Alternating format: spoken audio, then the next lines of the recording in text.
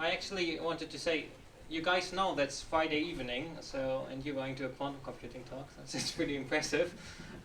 Thanks for coming. We actually are really impressed by the people who signed up for that, and actually also thank you to joining us on YouTube, whoever is there.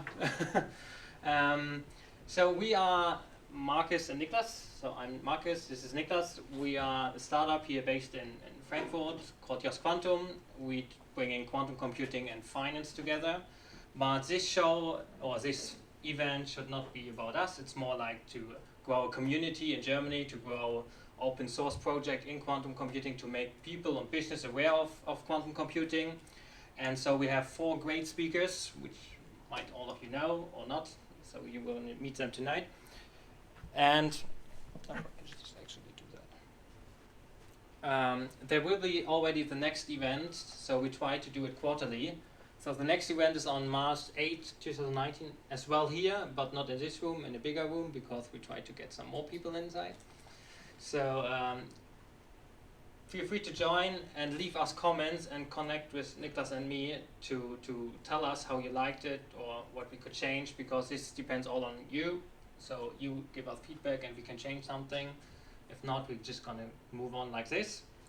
And actually we're also planning a hackathon in the summer and summer school as well. So we're gonna combine these two, but we're gonna keep you updated on the Meetup page and on LinkedIn and everything else about that. Okay, so with no further ado, I would like to welcome Daniel, our first speaker on stage. So please help me welcome him.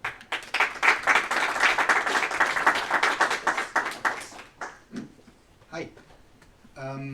Hi everybody. I'm Daniel. I'm a consultant at McKinsey, and maybe to get to know you a little bit better, can I see a show of hands who has not any, who of you has not any quantum background at all?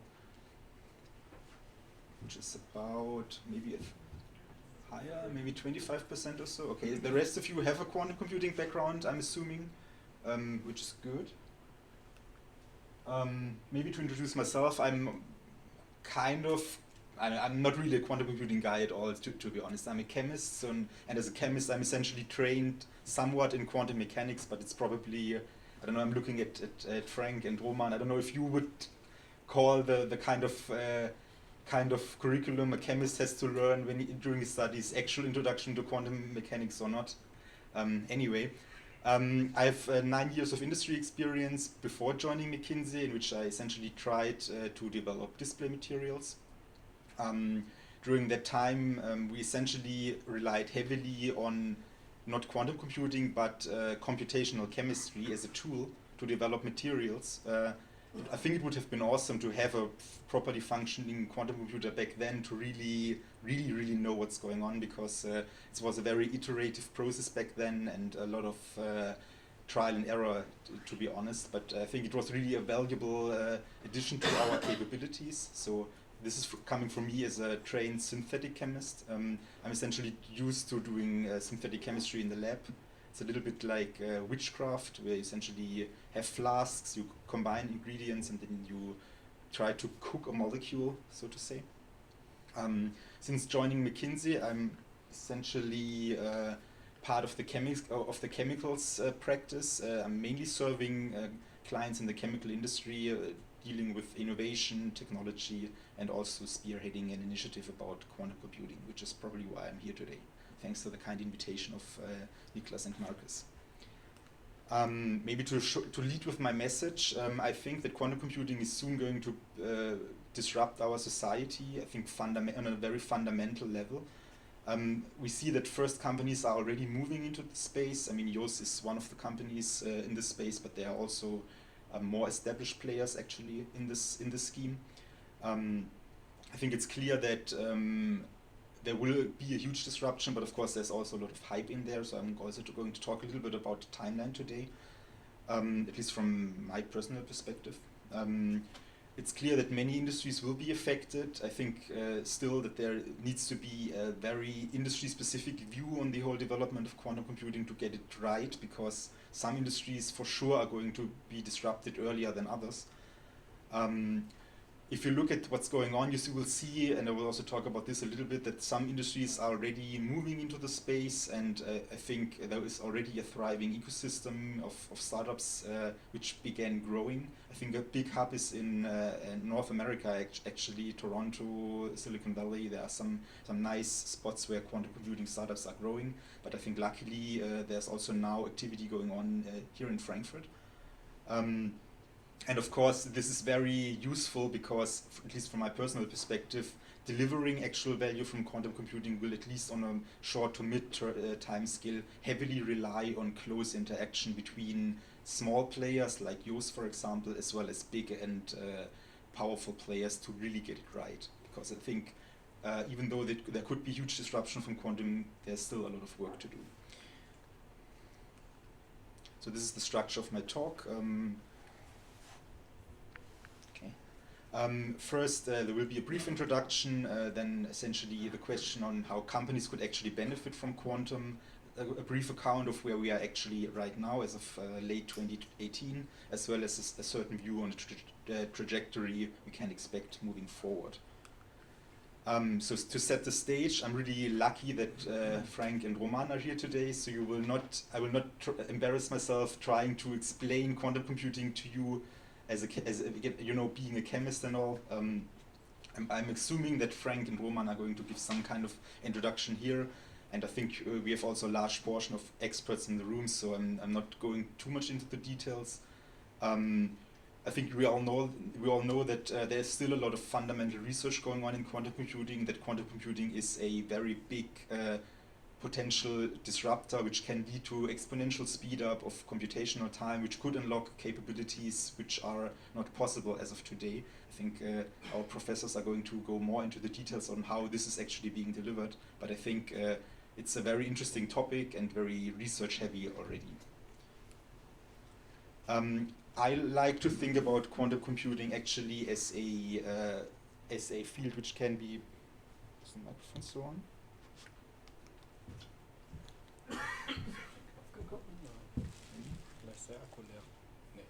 Jetzt? Yeah. Okay. Okay, I will try not switching it off again. Just try to speak loud and I will. Is there a microphone for the stream as well? Yeah, it's over there. Okay. Die Batterie ist leer. Okay. Okay. Maybe while we wait for the microphone, I think one of the potential applications of quantum computing could actually be to make batteries better than they are today. So while this is happening, maybe let's continue.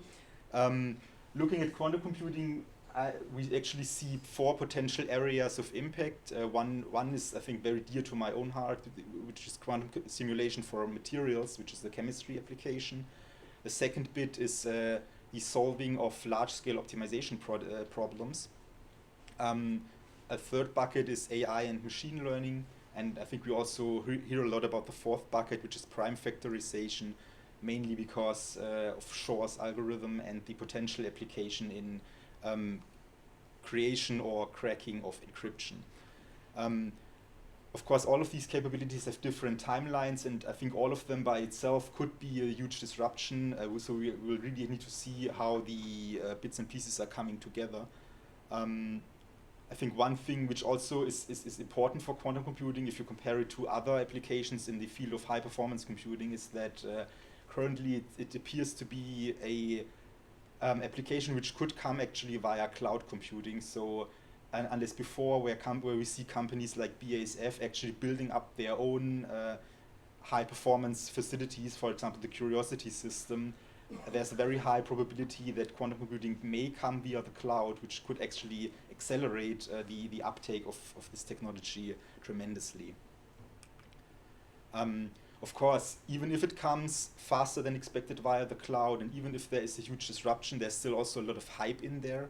I would maybe shed some light on 2 concepts which are currently being used. The first one is the concept of quantum supremacy, which is essentially a task performed by a quantum computer which cannot be done by any other supercomputer, kind of like a singular demonstration event. And there's also a concept which I actually prefer over quantum supremacy, which is being referred to as quantum advantage. I think the supremacy event is a very singular event, and of course a big milestone which is probably going to be achieved in the next couple of years, but I think it's important to understand that this does not necessarily mean that there will be immediate value creation from this. So physicists are trying to achieve quantum supremacy. Of course, it's a moving target because conventional supercomputers are also getting better and better, but one potential application could, for example, be the simulation of a chaotic quantum system over time, which sounds very difficult, and as a chemist, I'm sure that it's a very difficult topic to solve, but this is not immediately leading into any kind of value for any company. I think it's very difficult and a very big and important scientific achievement, but not necessarily something which creates huge economic impact.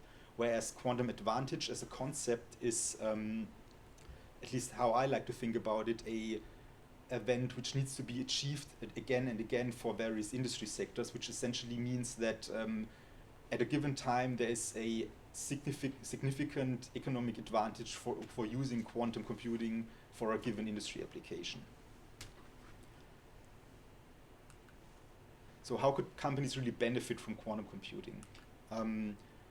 We did a kind of assessment of this, and I think mainly in three different dimensions. As being a consultant, apart from being a chemist, I like to count to three, so there's always three things if you have a McKinsey study dealing with any kind of problem, and the three things which are relevant for quantum computing are actually the entry barrier, the size of the opportunity, as well as the timeline for realization. I think the entry barrier is mainly the barrier which needs to be overcome to really use the quantum computing in a given industry sector. The size of the opportunities, I think, kind of self-explanatory. It needs to be essentially related to the value which can be created by the application of quantum computing. And of course, third is the timeline for the realization. I mean, in this case, as I mentioned earlier, looking at these four different quantum kind of capabilities, each has a different timeline, and if I'm an industry which uses or potentially uses one of the first to be ready quantum applications, I'm of course preparing for this earlier than, for example, the telecom industry, which needs to rely on prime factorization, for example, which is coming probably later than others. You see a very okay. So I think you now can hear me even better, hopefully. We like to think about quantum computing on a very short time scale, mainly for 5 industries.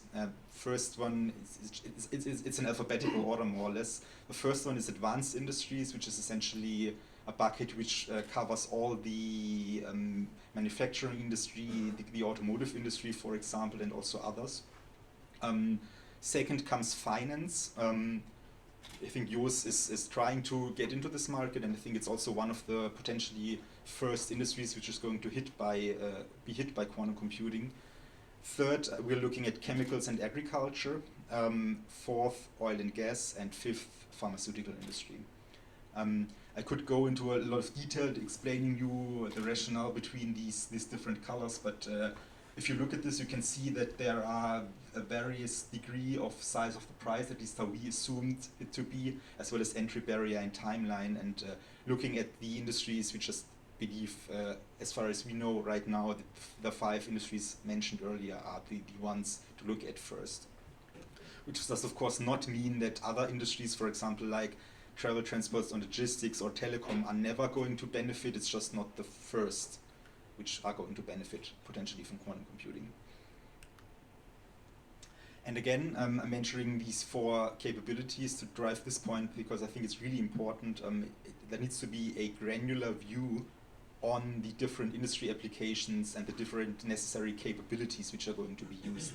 I think that if you look in the newspapers and try to deduce a timeline for quantum computing, there's a very huge spread.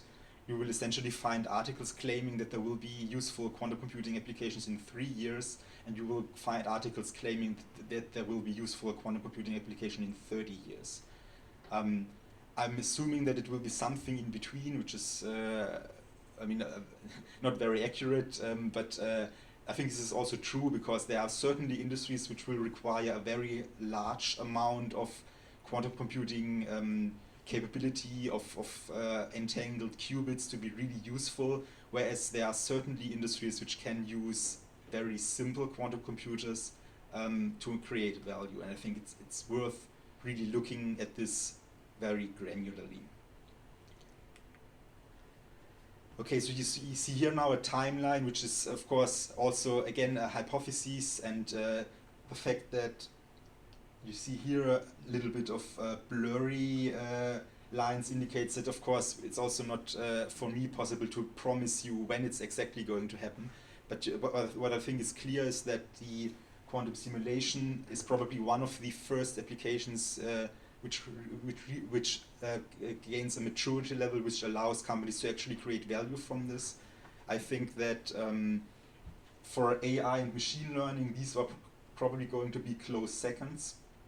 And of course, fourth, the prime factorization. I think this is probably something where we are going to wait much longer for quantum computing to reach a maturity level, which is leading to useful value creation. Again, this is just a personal account based on various interviews, and could disagree, and I don't know what the future will bring if one of these applications will make a jump forward, a leap forward, and be ready much earlier. This is just a potential scenario. But again, you can also see here that we essentially mapped various industries to these capabilities, which is essentially meaning that certain industries are going to be more relying on one of the 4 quantum applications than others. Looking at finance, for example, I'm assuming that these industries are not really going to use the kind of quantum simulations, quantum modeling, which is going to be useful when developing new materials, for example, in the pharmaceuticals industry. But I'm not saying that the chemical industry is not going to use AI or optimization as well. It's just not maybe the first and most important application. So here you can essentially see one example. So me being a chemist, I obviously picked one from the chemical industry, which is just indicating how this is going to look. If you look at, for example, quantum simulations in chemicals, you could imagine using quantum computers to really turbocharge the development of heterogeneous process catalysts, which is something which is obviously being developed already. And we're looking at Haber-Bosch chemistry, which was developed 100 years ago or so. This is something we can already do, but this is also something which is being done on a very large scale in a very empiric manner. There's plenty of trial and error behind at least the development of the catalyst, and one reason for this is actually that it's really difficult to use conventional simulation techniques, which are maybe based on DFT calculations, to actually model or simulate how the heterogeneous catalysts are looking from a structural point of view, how they are working from a process, chemical kinetics, thermodynamics point of view. So I think this is something where quantum computing could actually deliver value rather early, because you would essentially be simulating a very small isolated system where you could really benefit from the accuracy which is coming from quantum computing. Of course, this is only one of several applications, and you can essentially try to put a tag, like a timeline, potential readiness to this, and if things are going smoothly, we could actually perhaps see some useful computations out of this in 21 to 2023 already, which is of course not meaning that companies like Shell or BP are going to benefit immediately by 2021 from this, because there's also lead time from developing a catalyst to actually rolling it out into a steam cracker, for example. But we could assume that companies could be using these kind of quantum computational simulations in their conventional R&D sooner rather than later. More broadly speaking, if you look at chemicals or the development of chemicals-based products, you can see that here in particular it's really highly relying on empirics. And if you map the different steps in developing a chemical-based product, you oftentimes start with a single functionality chemical ingredient, or as I like to call it, a molecule. Typically, you don't use molecules by themselves for any kind of application, maybe with the exception of certain ingredients like vitamin C, which is going to be produced and then pressed into tablets or powdered formulations. Oftentimes, however, there's a lot of formulation also going on, which means essentially mixing, compounding, bringing into a form which is useful, and then you actually have this kind of formulated product and then have essentially an application development. Of course, here's a huge list of potential applications, how this is going to look. For example, at flame retardants, pesticides, these are all essentially single molecules which are being used for an application, and then essentially you need to formulate it into something more complex, and then you're going to process something like an OLED TV from an OLED emitter, or a flame retardant piece of plastic for a car, for example. And again, you can see potential value addition by quantum computing by, in particular here for the chemical industry, acceleration of the development of products or the enablement of the creation of better products. And of course, I did this analysis for chemicals, but you could essentially do the same kind of thing for finance, for pharmaceuticals, for manufacturing. Oftentimes it's very empirically based, so you can essentially try to get rid of empirical steps by using quantum computing, and sometimes it's essentially based on very difficult kind of computational steps, which maybe take now weeks, and the time for this could be brought down tremendously by using quantum computing. We did a kind of semi-quantitative value analysis and essentially found more than 200 potential application opportunities for quantum computing, just looking at 3 subsectors of the chemical industry, which is specialty chemicals, agrochemicals, as well as petrochemicals. So I think this is really showing that there is huge value, and you could really look into many steps, and we tried to map it really with the quantum capabilities I mentioned earlier, which shows essentially that, of course, the quantum simulation bit is not really that useful if you look at the design of products for formulation, because then you already have the molecule, but you can, for this kind of step in the chemical industry, rely on other applications. For example, the optimization or the quantum AI bit to design, for example, a cream or a crop protection formulation based on molecules and data. So after outlining how this could really benefit many industries, for example the chemical industries, where are we currently? I think oftentimes the quantum computing timeline starts sometimes in the 70s, 80s with a famous lecture from Richard Feynman, in which he supposedly had the vision of how quantum computing could disrupt the society. If you look this from a maybe kind of commercial point of view, I think the first activities are actually can point it down maybe 20 years ago or so, when we saw the first actual commercial activities, like the formation of D-Wave, for example, still one of the pioneers of this. If you look at the timeline, you can also see that the great acceleration we've now seeing is actually something which started maybe less than 5 years ago, where there was more and more breakthroughs in technologies which allowed to actually honestly thinking about quantum computing realistically delivering value to the industry. If you look at where we are today, you can essentially again try to segment it somehow, which is something consultants are usually kind of good in. We like to think of this really simplistically as a maybe 4-step thing.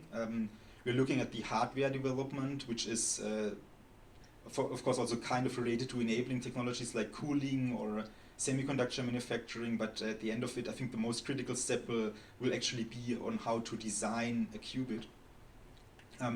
Secondly, we're looking at the software kind of step, which is essentially telling the hardware, the qubits, on how to really do something which is useful for the industry. There will be the users of the quantum computing software, which is again, for example, looking at banks, looking at the pharmaceutical industry, looking at the chemical industry, as well as potential end users of products which have been developed by using quantum computing.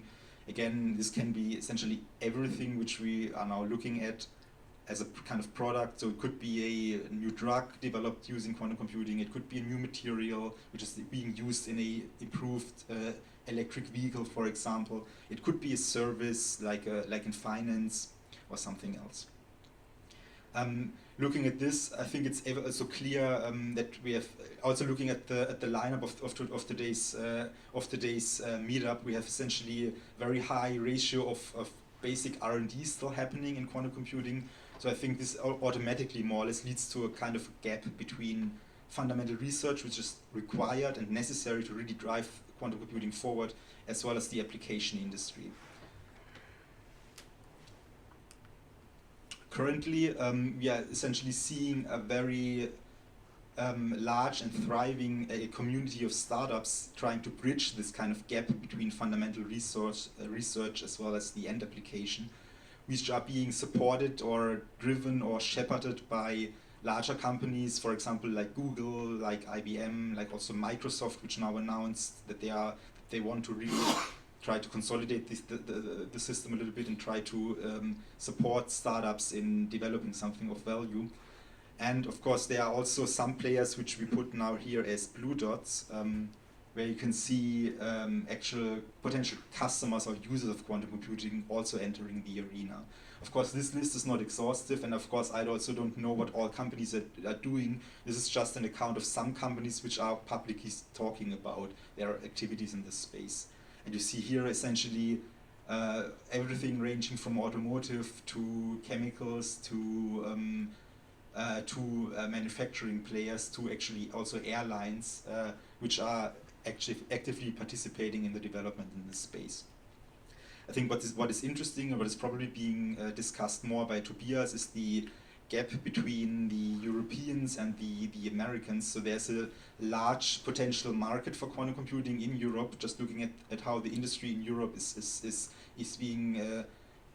being formed by very advanced companies, and there's of course a huge startup system over in North America. So I think one thing of importance will actually be how the North American players are supplying quantum computing services to the European companies. And I think maybe there's an opportunity for companies like yours just to be maybe closer to the customers to draw an advantage out of this.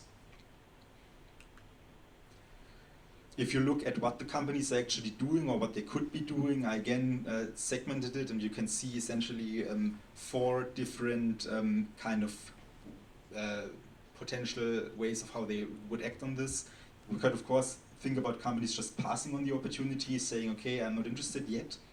You could look at companies which are now in a waiting or observational mode, and you could see 2 essentially active development or joint development with upstream players. And I think everything of this is essentially happening right now. On the right-hand side of the slide, you can essentially see some of the companies which are already in. Not saying that they are investing huge amounts of money, but they are actively looking at this. And I think this is showing that there is, from various industries, already some interest, and I think these companies are realizing that it's probably worth investing some kind of money to actually go into the space. So now trying to predict the future, which is again something which is difficult.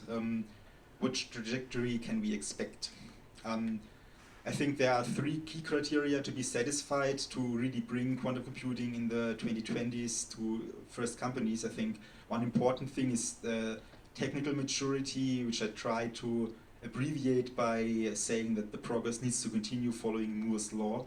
Of course, you can analyze this to a much deeper technical extent.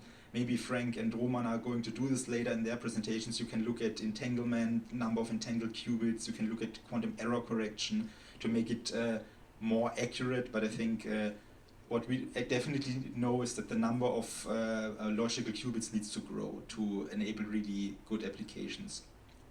I think one second thing, which is less physics driven, is the actual match between software and hardware. So looking at this as a very complex system, and I've shown you the value chain already, software is essentially between the hardware and the end customer. So this really needs to fit together well for quantum computing to make something of value.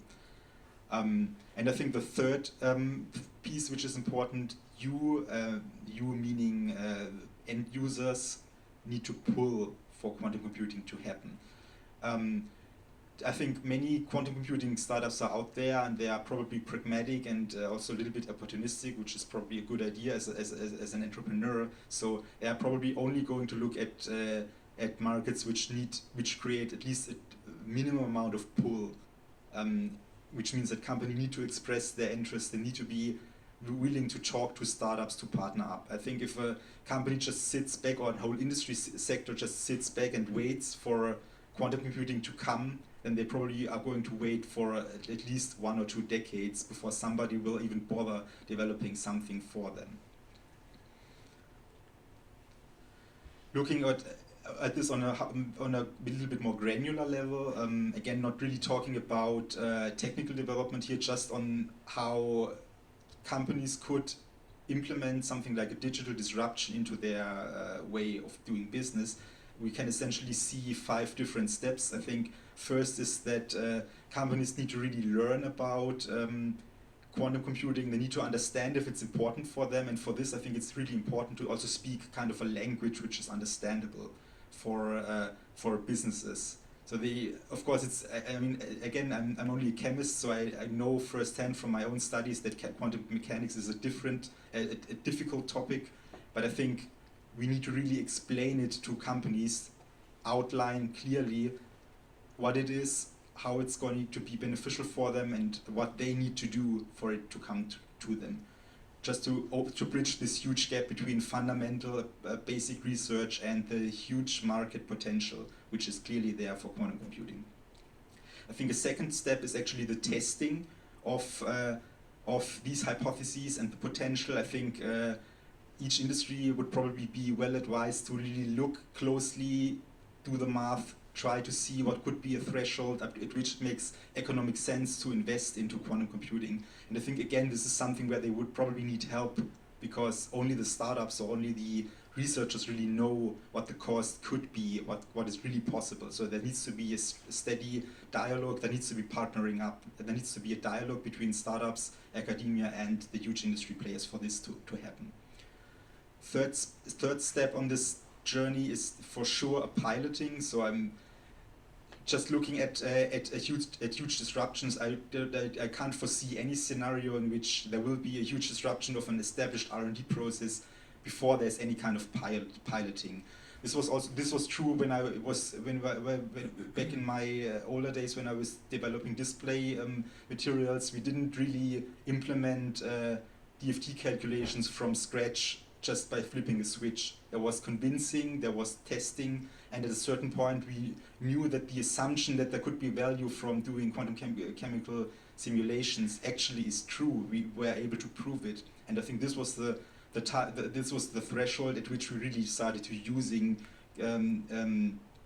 computational chemistry to our advantage. And I think the same is actually going to be true for quantum computing. It needs to be piloting. Fourth thing is going to be the adoption. If I just look at how huge many R&D, product development, or marketing organizations are, which are essentially the 3 departments which are going to use quantum computing. If you look at chemistry, pharma, finance, for example, there is certainly going to be an adoption, because at the end, people are going to need to use it. And this means that people will need to change their behavior from a point in which they didn't even know what quantum computing is to a state in which they are using quantum computing in a day-to-day business. Again, I've seen this in the chemical industry myself. This took some months and even years to happen, but at the end there was a certain adoption, and then the actual value creation can start.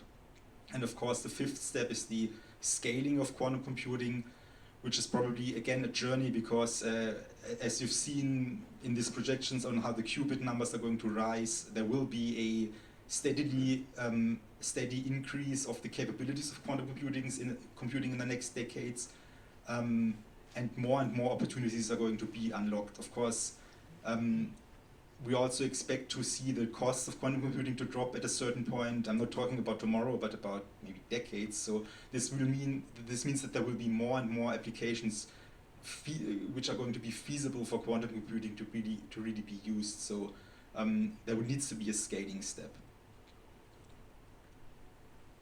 If you look at behavior of quantum computing players, and I think I'm wrapping up my presentation right now, again, you see the slide from before mapped or kind of overlaid with potential moves industry players can do. I'm not going to read all of this to you, but you can see that there's again a stepwise journey, and of course the kind of commitment which is going to come from the various industries is strongly going to be correlated with the progress of quantum computing as a topic. And of course, companies will probably have kind of checkpoints in place which need to be fulfilled because there's more commitment. So I think, again, this is a journey which needs to be done by startups together with companies, potential end users together to make this happen. Yeah, so I will not show you any addendum. These were the pitiful attempts of a chemist to explain quantum computing, so I'm not going to show you that. I'm hoping that Frank and Roman are going to fill this gap later. Maybe leaving it as this slide.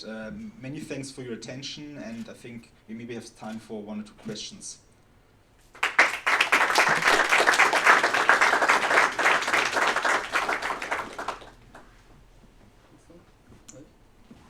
So, Daniel, thank you very much. I think for 1 or 2 questions we have some time, so anybody in the room has some questions to Daniel or anybody else in the group? No? I may have a question. Sure. So what is your expectation in terms of market value in the different industries? Mm-hmm. Is it even possible to predict this currently? Like how big will be the market size in terms of revenue in like the next 5 years, 10 years, 20 years? This is of course difficult to really assess because we don't know when it's going to happen, but the value will definitely be in the billions, just looking at Germany and Europe, which is something which I'm assuming. And just looking at, for example, the 200 application opportunities I outlined earlier, if you put a small price tag on all of this and overlay this with the overall market size of all of these segments, just assuming that every agricultural player is going to invest a certain slice of their R&D budget from their R&D operations into quantum computing, buying a license for a software product, factoring in the potential improvement of go-to-market time, of quality of products, then there is a huge opportunity. We're talking really about many billions of euros. Right, thanks. So if nobody has a question, then again, thank you very much, Daniel, for having for doing this outline. So Daniel has now set the stage for what is possible using quantum computer. Next, our speaker is Frank Willem Mauch, Professor Frank Willem Mauch from University of Saarland. So he's going to explain us a little bit more about the hardware side. And thanks very much. The stage is yours. Great, thanks. So first of all, you see I forgot to translate my title slide into English. Thanks for inviting me. I'm probably, so first of all, I think while going into quantum computing, I've actually learned remarkably important things from theoretical chemists. Specifically, also, they manage to handle complex formulas extremely well, whereas physicists tend to go towards abstraction a little bit more quickly. So as mentioned, I'm a theoretical physicist, and I will mostly focus on kind of some basics, because as a professor, after all, I'm a teacher, and also focus on hardware. And this I can do because I'm coordinating a hardware project that is part of the European Quantum Technologies flagship. I'm also mentioning the German Information Security Office. They have published a meta-study on the status of quantum computing that we have written, mostly focused on the aspect of high-end cryptography, because even though breaking cryptography with quantum computers is far down the line, these are people who are specifically interested in protecting state secrets, so they have to think on long time scales. But a lot of statements we make in there are transferable to other applications. I'm also mentioning them because as academics, we are mostly get funding for people in our group for producing new knowledge, and rarely ever for reviewing and assembling existing knowledge. But they gave me this opportunity, which was really nice. So switch here. So obviously you've seen things in the news. Quantum computing is a big topic. There are various studies. Sorry, I didn't take the McKinsey one, but a competing one. But this is more metaphorical. It's a topic that makes a lot of buzz. And another thing I forgot to translate. So I will give you kind of a few basic ideas on the part of quantum physics we need. I will try to connect this to high school physics, of which I will naturally have a slightly glorified expectation. I will then get you an idea how quantum computers can be so fast, what's the status of hardware, and where do we go next. Now, if I'm going over time, so first of all, interrupt me if things are not clear. If I'm going over time, you stop me, because if I'm going through through chapter 2 and nothing else, but we had a good discussion and you learned something, then this has been a success. So I'm not aiming at having to finish at all cost. So quantum physics, if we look at the history, it has been discovered more than 100 years ago by Max Planck, and the early part of the last century have been a period of thinking about formulating a theory and understanding and interpreting this. And essentially around World War II, people became pragmatic and developed what we now call quantum technologies 1.0. So there are phenomena like understanding chemical bonding, the transistor, of which you own several billions, they're sitting in your smartphone, nuclear fission, laser are all actually already quantum technologies, in that you need a quantum technological component for them to work. And I will explain you later what the difference between 1.0 and 2.0 is. In this period, people were extremely pragmatic and forgot about a few of the basic questions. And only in a very scattered way in the 60s and 80s, people continued thinking about them. Alain Aspect, who next to having a great moustache is one of the true heroes of this field, got a lot of pushback for what we now think is to be actually the first convincing test of entanglement. And then in the 80s, people started first very abstractly thinking about specifically making computers. I'm writing very few equations in here, but here is one. The number h is the unit at which quantum effects happen. And I don't want to bore you with the exact definition what it is, but it's written in the standard unit system, which basically means that numbers that refer to our daily life are kind of between 1,000 and 1 over 1,000. So if you are at 10 to the minus 34, you're dealing with extremely small systems usually. And that's where quantum physics is usually believed to take place. Now, let me show you what I mean by quantum 1.0. So the transistor, which we get told in school that you should have read certain dramas to be educated, like the Faust of Goethe. And I would say I would add to this curriculum, every person should at some point learn how a transistor works. But essentially, we have semiconductor material where electricity can flow or not flow depending on some external electric circuit. And the property of the material to conduct or not conduct is already a quantum phenomenon. It is based on semiconductor physics and on the quantum properties of semiconductors.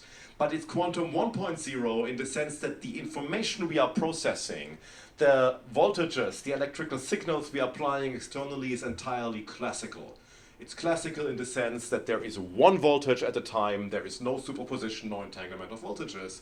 Only some internal components that you do not interact with are quantum. So here is an abstraction slide, and this always suffers when trying to explain quantum mechanics, that the proper language for explaining quantum mechanics is math, same way as the proper language for music is sheet music, and I tried to establish a few concepts without math. So there's an object called the quantum state. We write this with the Greek letter psi, and it contains all the information of the system you are actually able to know. It predicts measurements, it predicts what you measure, but only probabilities, which means things that you measure are not certain. There's uncertainty relations. But when you measure, you certainly become certain of something. If I'm measuring the thing is here, I have established it is here. It's not uncertain anymore, which means that measuring changes the state. The observer changes the state. What is important is that the state can be predicted. If you can solve equations like TFT equations, for example, and then you can predict quantum states. So you can predict states, but you cannot predict what's being measured. And I will refer back to these boxes when trying to give you a flavor on quantum speedup. So quantum computers, let's first establish what do we mean by acceleration. We do not mean the next fastest processor that is a bit faster than the previous one. We mean by acceleration, how does solving a problem get harder if you make the problem bigger? So that can be a power law. So if x is your problem size, it can go to x to some power, or it can be exponential. So for example, if you have an exponentially hard task, like certain tasks in cryptography, something becoming exponentially more complicated often means solvable or not solvable. Because for example, if something is exponential, and suppose factoring a numbers is exponential, which it's not quite if you're clever, but for the sake of the argument, let's assume it is. Then if you have a 1,000-digit key, and somebody manages on a big supercomputer to break this in say, a month, then you add one digit, it takes 1,000 months, and then you add another digit, it takes 1,000,000 months. So the arms race between the person solving the problem, posing the problem, and solving the problem is always being won by the person posing the problem. So that is how speed up sometimes can make the difference between computable or not computable. So when we talk about speed up here, in the most extreme cases, we mean going from exponential, which means practically unsolvable, to power law, or to change the power, or to change the exponent. But the most dramatic things are when you go from here to there. Now, let's look at the main driver of classical supercomputing right now. Classical is always non-quantum. So here is a very unglorified classical computer. What it does is it takes input and computes output. If you look at the CPUs in current supercomputers, they are a bit faster than what you have, but that's not what's making the difference. And sometimes they are not even faster than what you have in your laptop. The difference comes from parallelization, from the ability to run in parallel through many instances of a problem and to communicate between those processes quickly. So a supercomputer like this in Jülich is essentially a big array of classical computers that are well networked, so you can take a lot of inputs and you can compute a lot of outputs at the same time. So a quantum computer in this sense is the ultimate parallel computer, but with a little catch. The quantum state tells you can be in multiple places and you can predict it. So multiple places can mean that you're now sending a quantum superposition of all possible inputs to your processor, and it computes on this state in parallel. And it can do this without the need to parallelize hardware. You do not need a whole array of CPUs. You do this essentially on one quantum CPU. It's also maximally parallel in the sense that you can use the complete state space.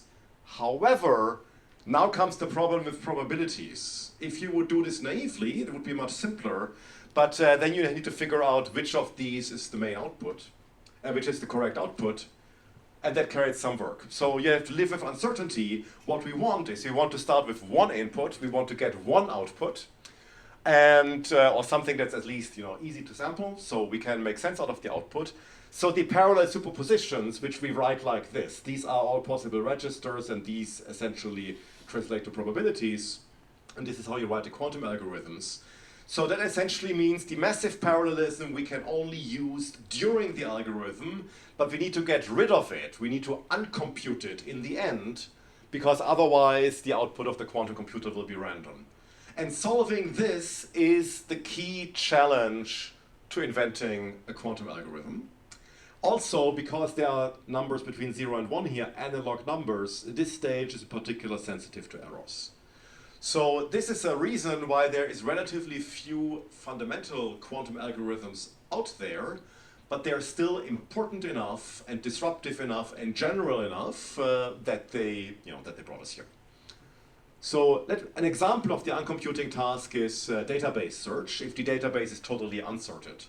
And there's a few caveats about application here, but it's a good way to understand how this works. So in principle, if you search for needle in a haystack, a quantum computer can take a massively parallel view at the haystack. It can look at all elements in the haystack at the same time. However, only looking once will not get you the result. It turns out that the best quantum algorithm needs square root of n results. So for Saarbrücken, which has approximately 100,000 households, it needs to look 300 times to find a name if you're given a phone number, Whereas if you just go through the phone book, you need around 50,000 times because the name on average is in the middle, right? Unless you are looking for somebody who's named Anton Ahonen with 2 A's, then you're done more quickly. But for a typical name, it's 50,000. So this, you already see the result in the first trial, but to actually do the uncomputing, you need about 300 trials. So the other applications are, as mentioned, in theoretical chemistry, in cryptanalysis, optimization, network analysis, signal processing, optimization, and so forth. So these are all problems that are very general in the sense that we can now go ahead and map use cases on those problems. So these are kind of the machines behind it, and developing quantum applications often means connecting a use case to those specific machines. I mean, finding a truly disruptively new quantum algorithm is something that happens you know, through researchers' careers maybe once or twice. And so what's the status of hardware? I'm after all mostly a hardware person. So to build a quantum machine, what do we need? We need to make sure it stays quantum. Quantum physics is the science of the small, so if we connect it to everything else in the world, it will become classical. On the other hand, we need to interact with it, so it should not be too isolated. It needs to be small to be quantum, but if it's too small, it's hard to handle. So we have to find compromises on those fronts. So what exists is there is bigger and bigger cloud access to quantum computers, and we need to keep in mind that to memorize the state of a quantum computer with n qubits, on a classical computer we need 2 to the n, which means that around 50 qubits, give or take, depending on various research questions, a classical computer cannot simulate a quantum computer anymore. So this is when you're reaching quantum supremacy in the ivory tower sense that was already mentioned. But that is clearly kind of a singular milestone. There's multiple platforms, and up to 144 qubits are announced, and with 20 qubits you can actually already really do something. So these are mostly in the United States. Why is this so? Well, the United States essentially have made the switch from basic to applied research earlier than we, for reasons that are probably fairly typical. If you're looking at where the researchers in this company are coming from, the answer is typically in national security research. So there are funding agencies, big players like IARPA and DARPA, who much earlier wanted to have quantum machines and not just basic research into quantum technology. So they have a bit of an advantage, but this is like having an early start in a marathon. Nothing is decided yet. And the European community has started the quantum flagship to catch up, and that was certainly not, not too early. I sometimes compare this with the Sputnik shock. So when Sputnik was flying through space, the Americans were shocked, and then they started NASA. So in this sense, the flagship is the European NASA. So when you look at those machines, of course you're working with extremely, that is a bit exaggerated, but programming with those is very close to hardware. They are very restricted. The connectivity between qubits, what you have to compile to, is very restricted. With 20 qubits, you're basically writing machine code. And it reminds me of my first computer, which had 1 kilobyte, and I lobbied my parents into the flagship, which was the 16 kilobyte memory expansion. Where, again, you needed to play all tricks the hardware allowed you to do something, and this is the guy who made it, Clive Sinclair, one of the big forgotten geniuses of home computing. This was a great piece of British technologies, and these things are called NISQ, Noise Intermediate Scale Quantum Technologies. So if we work with those, and if we're looking for applications, we also have to face that there will be a lot of errors in there. There will be a high error probability. So we are looking for essentially short, fat algorithms. For algorithms where we can make a difference with relatively short applications. These are often situations that are classically memory limited, and that is certainly true for theoretical chemistry. We want to have some easy compilation, and typically those are hybrid algorithms. This is why I'm showing an electric bike here, where you only use the expensive quantum computer for certain subtasks, but outside of this, you're actually running a classical high-performance computer. And we've already heard about applications in chemistry, but the near-term applications are typically hybrid and often have a just call the quantum computer every now and then, and while the classic computer is calculating, you can fix the errors in the quantum computer, you can reboot it, and things go on. So let's think about hardware platforms. So there are kind of two philosophies to making them. One is we take an atom, we take something tiny, and we put knobs to it. We try to control it. That's, for example, true for trapped ions. That's also true for nuclear magnetic resonance, where you're using nuclear degrees of freedom. That has not being pursued very much anymore, but trapped ions are a good candidate. These systems are definitely quantum systems, and the challenge lies in scaling them up, because they are very hard to handle. The other idea is to make some kind of chips. So either you're using single atoms in some material, like artificial diamond, or you're using electric circuits based on superconductors. So these are systems that are resembling chip technology. It's much more believable that we can scale them up. But keeping them quantum for a long time is the big challenge. And the race is open. For the BSI, we have made this list of different platforms. We have an evaluation scheme, how far you are. It goes from A to D, and now D and E, A to E. D and E are not occupied. And this is the list. The leading ones are 2D transmons, that's superconducting technology, and ion traps.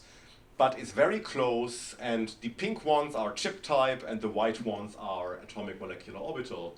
And there is still a lot of potential for movement in this type of list. Sorry, another German.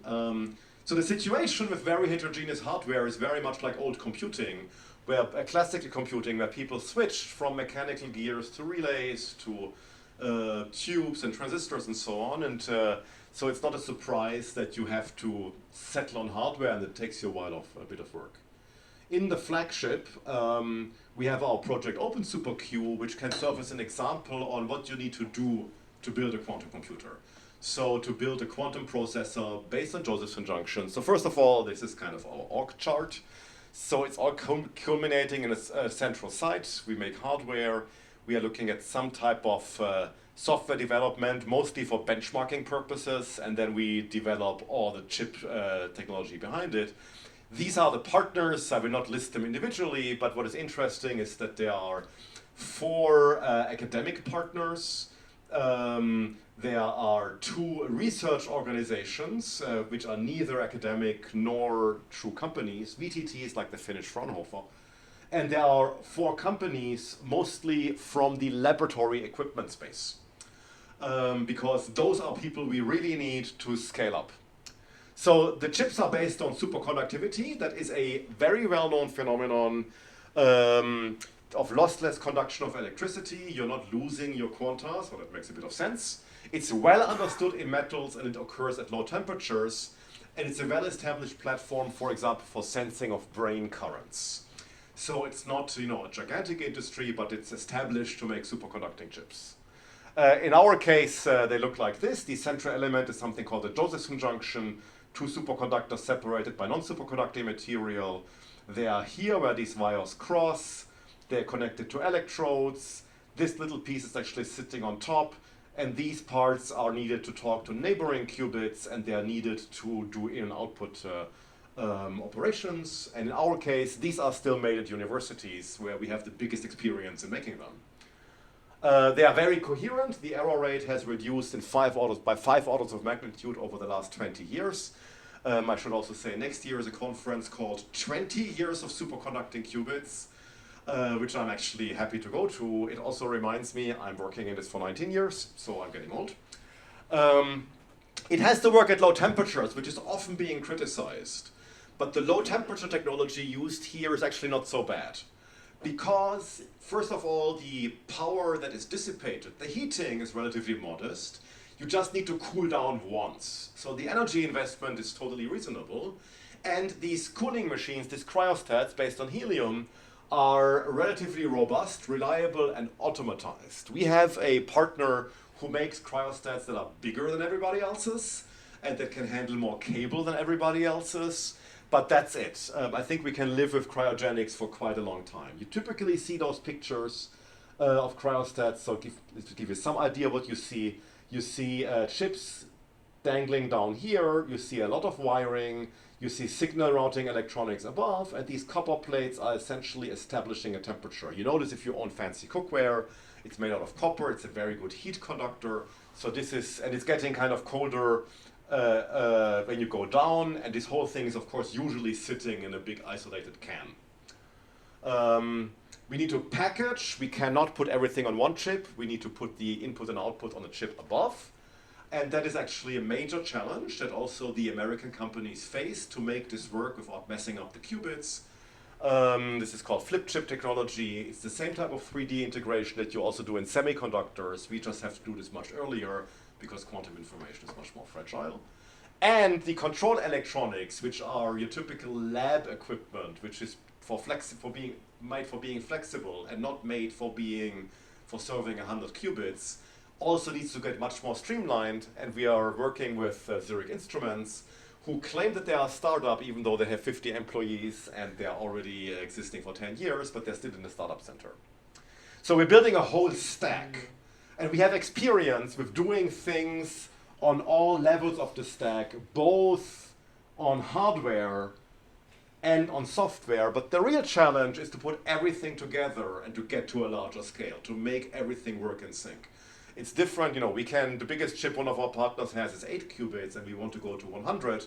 So they have to make sure that the worst qubit on the chip still works. Now, we all put this into a European facility in Jülich that can be accessed from the outside. That can also be a research tool because there you have to apply for time rather than pay for time, which we hope and which will also be governed by European legislation. Let me, I have probably 5 minutes left. I can either talk about fault tolerance or about quantum annealing. Fault tolerance, okay. Okay, fault tolerance, because you heard the word logical qubit. So why are we talking about errors so much? Well, the real question is, why are we not talking about errors in classical hardware? It turns out classical computer hardware hardly ever fails, or let's just say the software fails earlier. And that is because if you just have 0 and 1, and you symbolize this by a particle that's such a double well, if you are somewhere on the left, you are in 0. If you're somewhere on the right, you're in 1. And you kind of slide down the barrier. And this is a good model even for electric circuits on a chip. So if you are slightly right, the circuit self-corrects and then you're completely right. Only if you jump over this barrier, which is very, very rare, you're creating a hardware error. Hardware error correction in classical computing is used only in high security applications, like airplanes or nuclear power plants. In quantum computing, we have probabilities that we need to get completely right. We have no self-correction, plus we have a more fragile, less established system. So you do this by redundancy.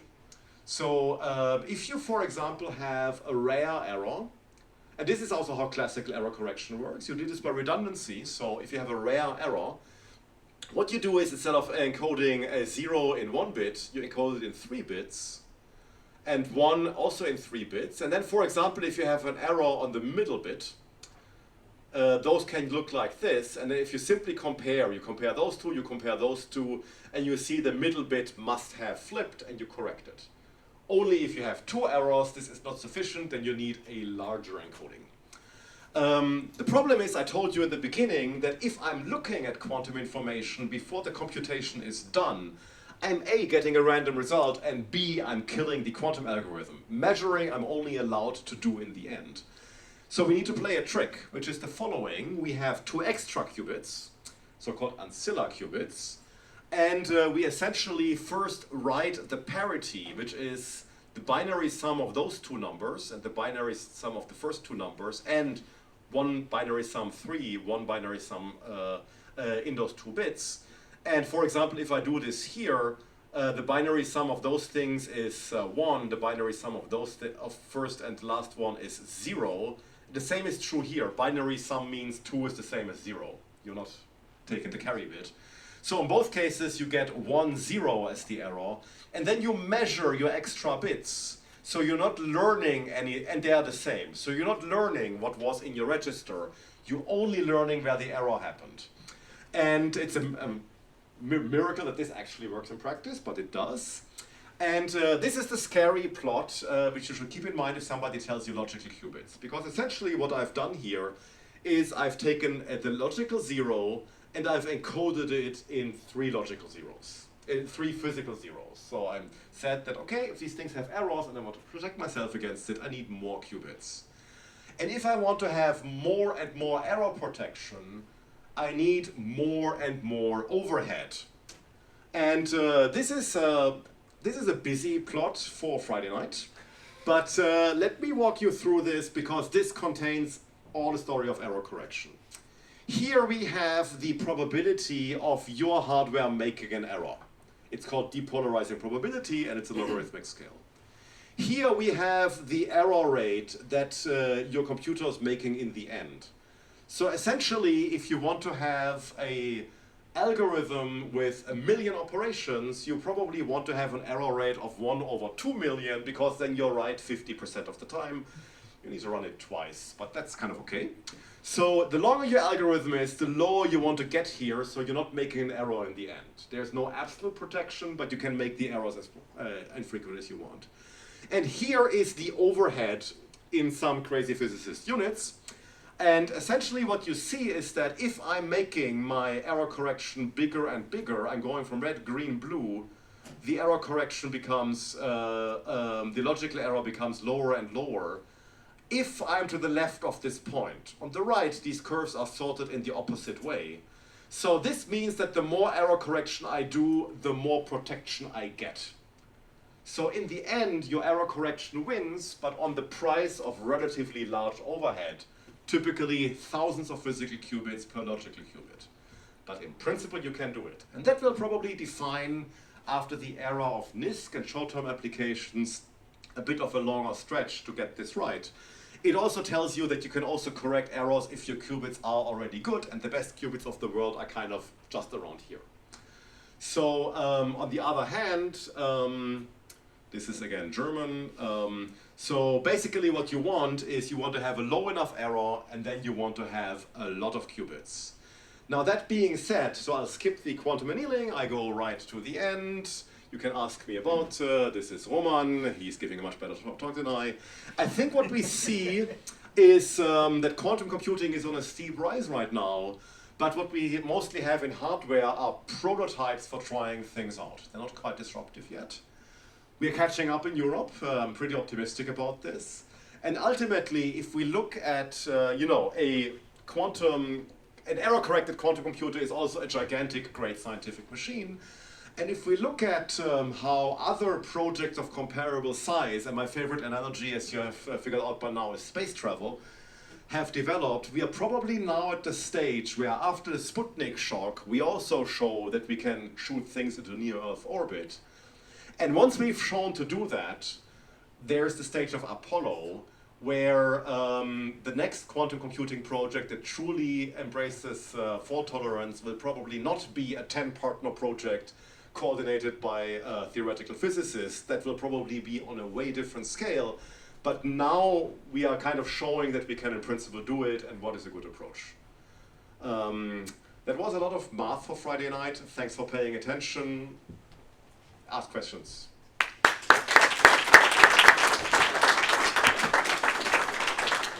So thank you very much. That was a very, very good overview and introduction about the hardware, and also the fault tolerance study was very interesting. You have some questions for now for Frank.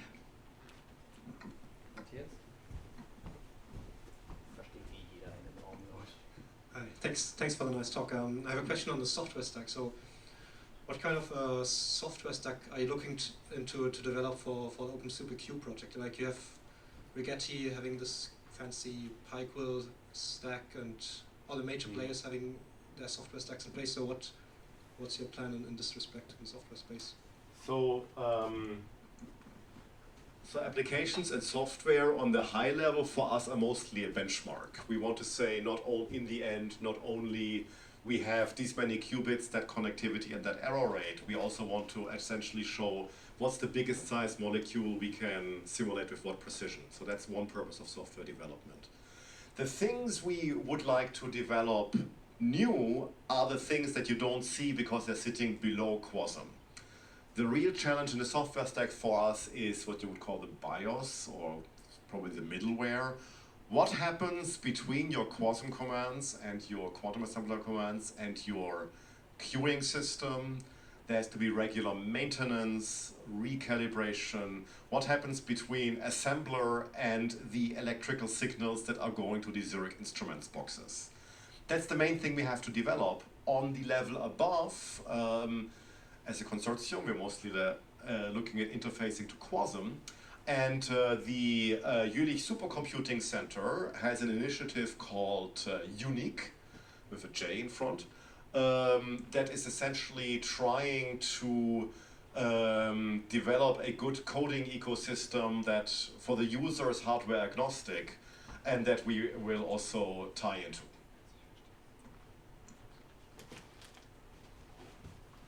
So another question? So the plan is to build a universal quantum computer, a quantum annealer, or both? Universal non-error corrected quantum computer. We will, at the large scale, see, a quantum annealer in a way is a subset, is a universal quantum computer with a bit less control. We'll certainly try this out, but at the moment, gate-based, non-error corrected. Another question? You mentioned that famous Sputnik moment, and that was a story where the US catched up. But what if the US companies, especially companies like Google or IBM, are faster and are building, let's say, quantum computers with around about 100 or 200 qubits, and they are usable for, let's say, small practical problems, and all the big customers will go to them because they can do things you can't at this point. How will you catch up? Do you really think what you called a small, or now not so small, project needed by theoretical physicists in Europe can catch up with all the big competitors out there in the world, with China, with US? Delicate question. So if I was really good in making predictions this way, I would drive a much nicer car. But let me point out where I think what my expectation is. So first of all, I believe that the community will be at the 50 to 100 qubits level for a while and really work on error rates and connectivity. And we will probably enter that space a bit later. But I think we have a good shot at the error rate race. Another thing we're doing differently, now we are going to air travel. We are working a bit like Airbus in the sense that the laboratories of our fantastic American colleagues are rather monolithic. So they do a lot in-house, and what they do not do in-house, they essentially buy commercially. We have an ecosystem with all these supporting technologies, like cryogenics, like electronics, where the specialized developers are our partners. So we do not have to work with what they offer, we tell them what to build. And I think this is a typical good way to work in Europe, to also have more people who are kind of more specialized and a bit more independent. It's more coordination work. But certainly we're doing things differently, and we will see what concept will in the end be the most successful one. I think we have some time for another question. Yeah, thanks. I would like to know I mean, of course you're a researcher, but I think the other part of being a professor is about education. Mm-hmm. And I think some doubts are being raised that we will have enough of people being able to work with quantum computing once it's ready. So how do you see this point? Do you think that we need to ramp up the education, have more students being taught on how to really build this, how to use it, or are we good? So So you're running into an open door. If you look at qt.eu, there is a document that's called like the final assessment from the Oberkochen meeting that has an education part that I wrote in a hotel in Los Angeles at 4 in the morning. So you are right, because, so first of all, I think we're in a good situation that there are physicists who understand enough of this field already in companies who are able to adopt it once it's there. The second thing, so first of all, you can go to come study physics at Sonnenberg University. We have open slots. But more seriously, the thing that we do, and the thing that's written in this document, is that we need to define what part of quantum physics do programmers and engineers need to know to work with this, assuming that they do not want to do a full physics degree.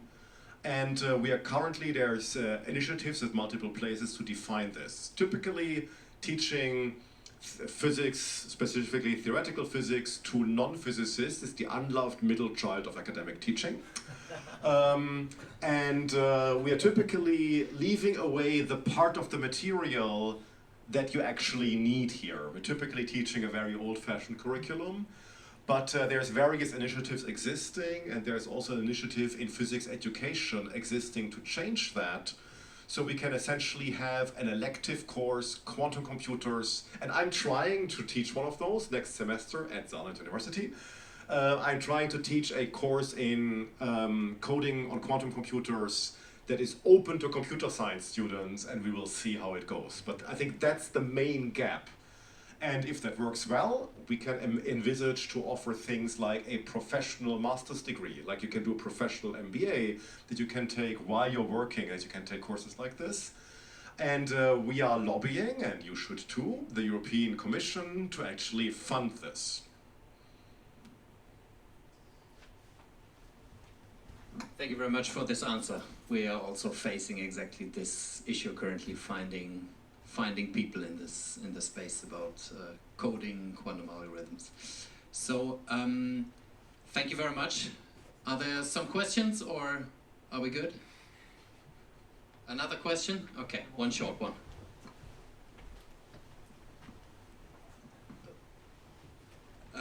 I recently saw a lecture from Professor Halfmann at the TU Darmstadt, and he described how a optical quantum computer would be more efficient than the technologies used now. And wouldn't it be better for the industry to use to pour more money into into research, which would lay more groundwork for better quantum computers, and to now push it onto to now force the industry into using quantum computers that work 50% of the time? So I can probably shout. So yes, so ion trap quantum computers. So I don't quite know what he was referring to, but for example, ion trap quantum computers have a much lower error rate than superconducting quantum computers. But there are certain obstacles to making really large systems. So if you, as long as you can put your qubits on a chain, the error rate is low, and the frontier is to put them on a square and keep the error rate as low. And they have a relatively slow clock, which in scaling doesn't really matter, but the point where they overtake is later. But I think I agree that what will be, the real hardware platform that's winning, and what will be the thing that looks as stupid as vacuum tubes look to us like now, that question is not being answered like now, and there can still be big disruptions. Now, whether industry should invest in this, or whether this is the specific arena for fundamental research, that's another question. But we certainly see Microsoft investing in the most speculative qubit of them all, which I at the same point praise and don't understand. That's a good final word. Thank you very much again.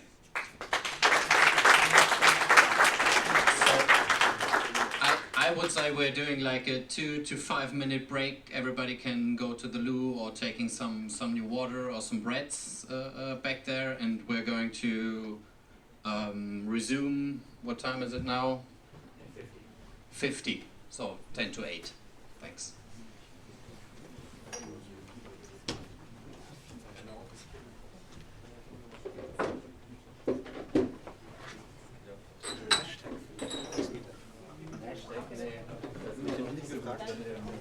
It's your turn.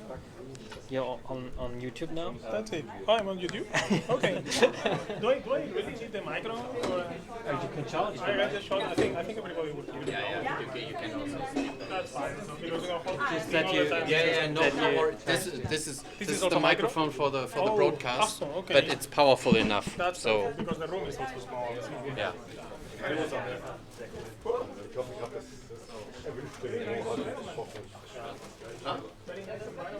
Here, the room. Actually, you've seen the other room, right? Yeah. It's even bigger. It's very nice. Let's see next time we're going to sponsor it. So Yeah, your bring room more, has a piano. more.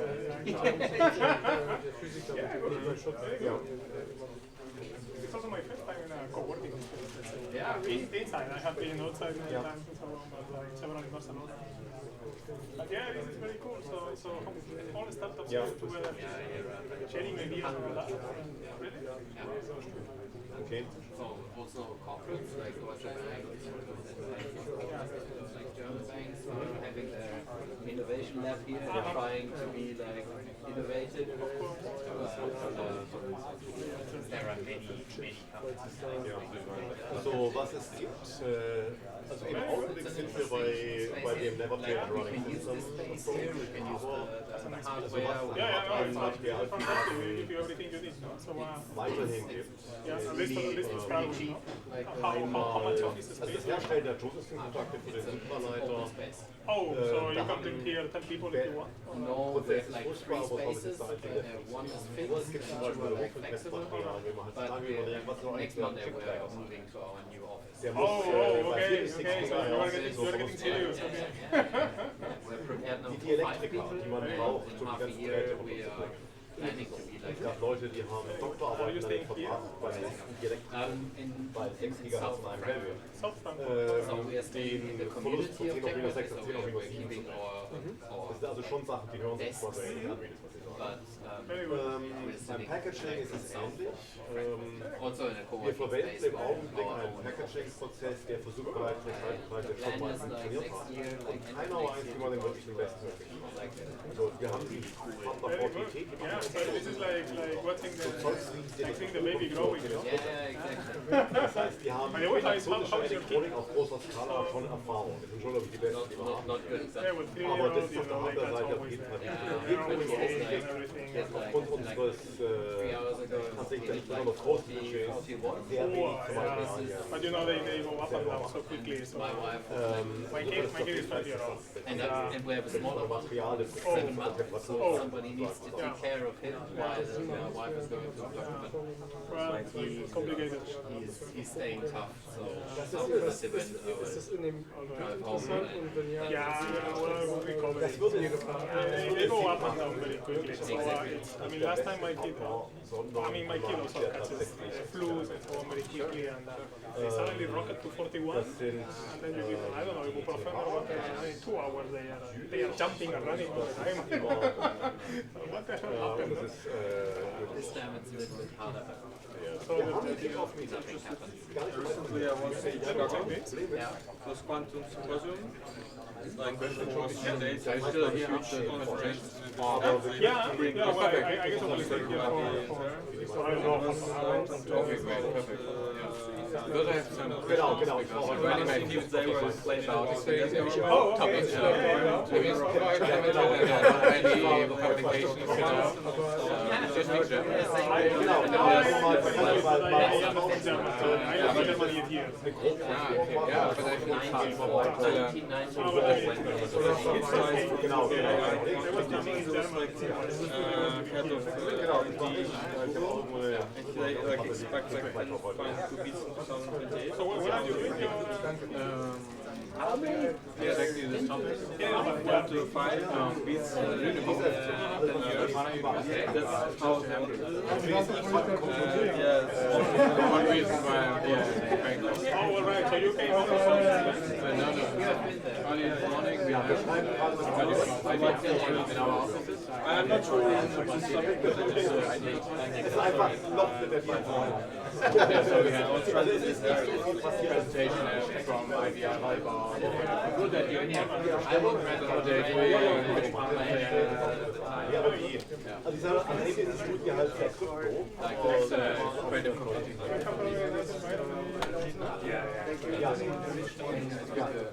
So please go back to your seats, everybody. I think 5 minutes are over. Yeah, no, it's not too late. Yeah, this is so when it is 25 minutes, I make a signal or something like this. You know, my watch is off all the time.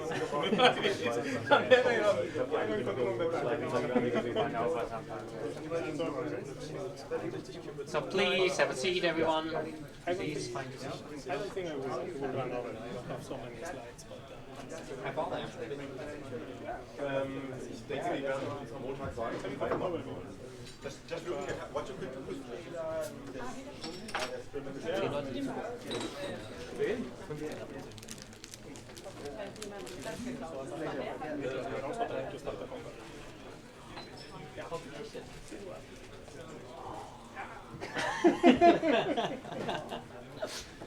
Okay, everyone. So just wait 1 more minute, and then we're gonna go to our next talk. And we have like the last 2 ones. Take a lot of bandwidth home because. Leave one sandwich for me.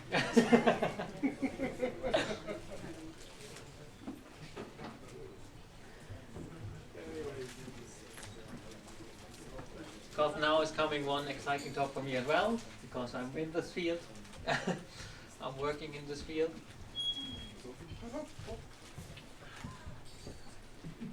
So no one can clap anymore because they aren't having a bread in there. So please help me welcome on stage Roman and with the next talk. Thanks a lot. All right. Thank you. So first of all, can you hear me well? I decided not to use the microphone because I just don't like to be having this thing all the time. Okay, so I mean, the room is small. I guess you can hear me pretty well. So if you want me to, speak up, just raise your hand and let me know. All right? Good. So first of all, thanks a lot to Nicholas and Marcus for putting this event together. I think it's a very nice initiative. For me, it's also very nice because, I used to be a junior professor in Mainz, which is not so far from here. Until 4 or 5 months ago, so this is like coming back home for Christmas to me, and it's always good to be here in Frankfurt now, where I have many friends. Good. So in this talk, I wanted to tell you about some applications of quantum computing for finance. All right. This is directly connected to what Nicholas and Marcus are doing, and well, this is some work that I've been in particular doing with 2 colleagues, Enrique Lizas and also Sam Mughal in Barcelona.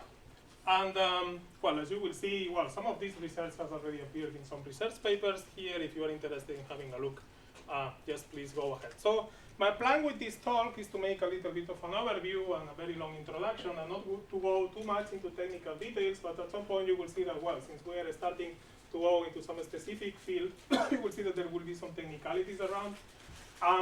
If at some point you feel, that, this is too technical for me and I don't understand what is going on, just raise your hand, right? Let me know if you need another explanation. Also, there are many things that I could be talking about here, and of course I only have half an hour, so I don't have the time to tell everything in detail, but I have many extra slides from some previous talks, so, in the discussion time, if you want to know about some specific thing that I didn't mention, just let me know, all right? Just for me to know how many, we already saw it's about 1/3 of the people that didn't have a background on quantum computing, all right? So how many people do not have a background in physics? All right. And in mathematics? Okay, all right. So you can everybody can understand equations, okay? That's good because I'm a theoretical physicist, okay? So There will be some equations in this talk, but please don't panic, okay? They are not so complicated, and essentially, well, I'll try to make everything very intuitive. So let's see how this goes. Well, first let me tell you about our quantum ecosystem in Spain. It's basically localized in Barcelona and San Sebastian. So there is Entanglement Partners, which is a consultancy company in Spain. There is this Quantum Wall Association, which is a non-profit organization that tries to seek for synergies between business and physicists doing quantum technologies.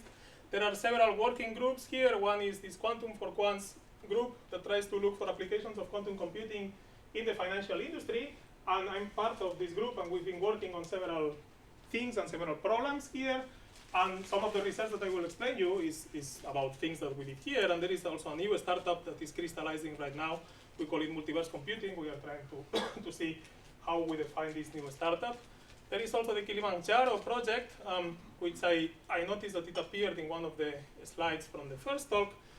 This is a project to build a quantum annealer in Barcelona based on superconducting qubits, the same type of technology that Frank was explaining. And this is essentially based at the Barcelona Supercomputing Center, and there is also some kind of partnership with DIPC, this center in San Sebastian on theoretical physics, on doing some research related to quantum technologies. So this is our ecosystem. So you see that things are also growing in Southern Europe. Now, let me tell you a little bit about what is quantum computing. So Frank did a very nice overview and introduction. Here I don't have such a detailed introduction about what is quantum computing, but let me tell you at least a couple of words, right? So it's very simple. It's the use of quantum mechanics to process information in more efficient ways that we can do using classical mechanics, all right? In particular to calculations that are otherwise intractable. So this is not about using, quantum materials to do classical processing of information. With this, we will make just classical computers. We have these transistors all in our iPhones and so on, our cell phones. This is just a classical computation. The idea of quantum computing is to use the fundamental laws of quantum mechanics to process information in new ways, all right? So this is really doing information processing with the building blocks of nature, all right? So quantum mechanics is the theory of atoms, of molecules, of the very small things. Information is processed by these physical systems in a very different way as it is processing for a classical system, and the idea is to use these laws to process information more efficiently. All right. Now, there are two types of quantum processors, right? The first one is quantum annealers, which unfortunately Frank didn't have time to talk about them. I will say a couple of things about them. Essentially, a quantum annealing machine is a machine that solves optimization problems. It tries to minimize the energy of a very complicated material. Let's put it in this way. And of course, you can map any optimization problem to some very complicated energy optimization, all right? And this is what a quantum annealer tries to do. You feed a particular type of interactions to the quantum annealer. You try to minimize the energy. Now, the lowest energy state is the solution to your problem, okay? And then you read that solution, and somehow you are able to come back to your original optimization problem. This is what a quantum annealer does. It minimizes some very complicated energy function. And well, we have several examples of quantum annealing processors. The most famous one is the D-Wave one, the one that we are trying to build in Barcelona. It's also a quantum annealer. But then there is also a universal quantum processor. This is what everybody has more or less in mind that, well, I have my qubits, and now I applied my logic gates, and so on and so forth, and then I have a quantum circuit, and with this I build a quantum algorithm. This is what we usually call a universal quantum processor. It's not that quantum annealers are not universal. You can also do universal quantum computing, but it's just another different model of quantum computation, right? But with quantum gates, this is the type of computer that companies like IBM, Google, Rigetti, and also what Frank was explaining. These are the type of processors that these people are targeting, all right? Now, we are all here because quantum processors are improving very much and very quickly, right? So right now we are at a stage that we could not foresee 10 years ago. So 10 years ago, if somebody had asked me about what would be the status of quantum computing nowadays, last thing I would imagine is that today we'll have, 60 or 100 of the order of 100 qubits, all right? So this is really amazing news for us. So since quantum processors are improving very quickly, we need to catch up, all right? We need to see what are the opportunities in industry, and also, where they can be useful. Let me show you an example which is an optimization, well, a collaboration that was done between D-Wave and Volkswagen. And I just learned that there were some people from Volkswagen in the audience, so maybe they know about this very well. So this was about optimizing traffic with a quantum annealer. So essentially, Volkswagen took data of the taxis in Beijing, okay, around 10,000 taxis, and they used a quantum annealer, I think it was a D-Wave machine, to optimize the routes from downtown Beijing to the airport, all right? This was done in real time, and the results were in this paper. And according to Volkswagen, this optimization went very well. They did a second experiment, this time in Barcelona. They took GPS data from Vodafone users. Okay, they were just carrying their telephone, and therefore they knew at every moment where they were. And they used this data in order to predict where people will need a taxi, all right? In order to send taxis to specific locations where they could predict in advance that there would be some need, all right? So they did this experiment very recently. Also, this optimization was done on a D-Wave machine. As far as I understood, this was very, very successful, right? So, well, to my understanding, this was one of the first applications where you can see that with a quantum annealer, which is a type of quantum processor, we can do very useful things. All right. Now, use cases of quantum computing, we have seen many in the previous two talks, so I will not spend too much time into that. Of course, we can use quantum computers in material science. There are lots of problems if you want to understand new materials using classical computers. They simply don't fit into classical computers. There is an exponential blow up of your variables there, all right? So if you want to simulate a quantum material, you cannot do it with classical physics. You need a quantum computer because this is the one that is using quantum mechanics, all right? So this one is going to be one of the first uses of quantum computers, find new materials. An example is new high temperature superconductors, okay? We can also use them in finance. I will talk more about that later. Also in chemistry, you know, to find new molecules, to develop new drugs, and so on and so forth. Essentially, every optimization problem that you can imagine, this can be thrown into a quantum computer as well, and there, there are lots of applications that you can think of. Machine learning, also quantum computers can be very good at improving the techniques that we use nowadays, like neural networks and so on and so forth. And essentially, whatever you can imagine, and what I find more intriguing and exciting is that there are many more applications that nowadays we cannot even think about. I mean, the nice thing about having a quantum computer is that it's going to be having applications that we don't know them yet, okay? We will not know these applications until we have the actual quantum computer. So the people, if you ask Alan Turing whether he will be using his classical computer for posting in Facebook, he probably had no idea, no? He could not imagine even what a social network was like in the 1930s, right? So this is the type of thing that I find more exciting, that once we will not know what are the true applications of a quantum computer until we have one, all right? We can think of many things, but there are going to be applications that we cannot even think about that. Now, in this talk, I want to focus on finance. So in finance, there are many reasons to focus on finance. There are many reasons. There is money, there is flows, there is efficiency, there are many things going on. The point is that there are many people and institutions that, of course, will be very interested in improving the way they treat money, let's say. So for instance, banks, of course, also finance departments of private companies, rating agencies, regulators, let's say the European Central Bank, if they want to put some regulations on what banks are doing, so they are of course also interested in knowing whether they can improve, okay, using a quantum computer, and so on and so forth. And I like them. I'm giving this talk here in Frankfurt because of, we have these guys just next door. All right. So let me explain you why do we need quantum computing for finance? And the answer is very simple. It's because finance is full of very difficult problems. Finance is very difficult. We cannot do anything about that. So it's a complex system. Of course, there are many variables, all right? And they are interconnected and interrelated and correlated amongst each other in a way that is, it's super complicated, okay? So they make it effectively as what we physicists call a strongly correlated system. And it's also very difficult to predict, precisely because it's a complex system and it's strongly correlated. So, we all know that it's very difficult to predict the market, whether there's going to be a crash or whether, the shares of Apple are going to be going up or down and so on and so forth, all right? Good. Now, if you go to finance departments, you will talk to people doing quantitative finance, and you will discover that indeed finance is very mathematical. So there are things that people do there that, essentially they are trying to solve optimization problems. Okay, they run many Monte Carlo simulations. They do a lot of algorithmics and a lot of numerical simulations. They solve stochastic differential equations all the time. They do a lot of machine learning in order to try to predict the markets and also to try to identify what are the relevant patterns that are moving the market. So, all these type of things. So it's very, very mathematical, all right? So here is the first reason why we need quantum computers for this. Quantum computers are precisely very good in dealing with all these problems. So quantum annealers are very good at optimizing. As I will tell you later, one can also do Monte Carlo sampling much better with a quantum computer.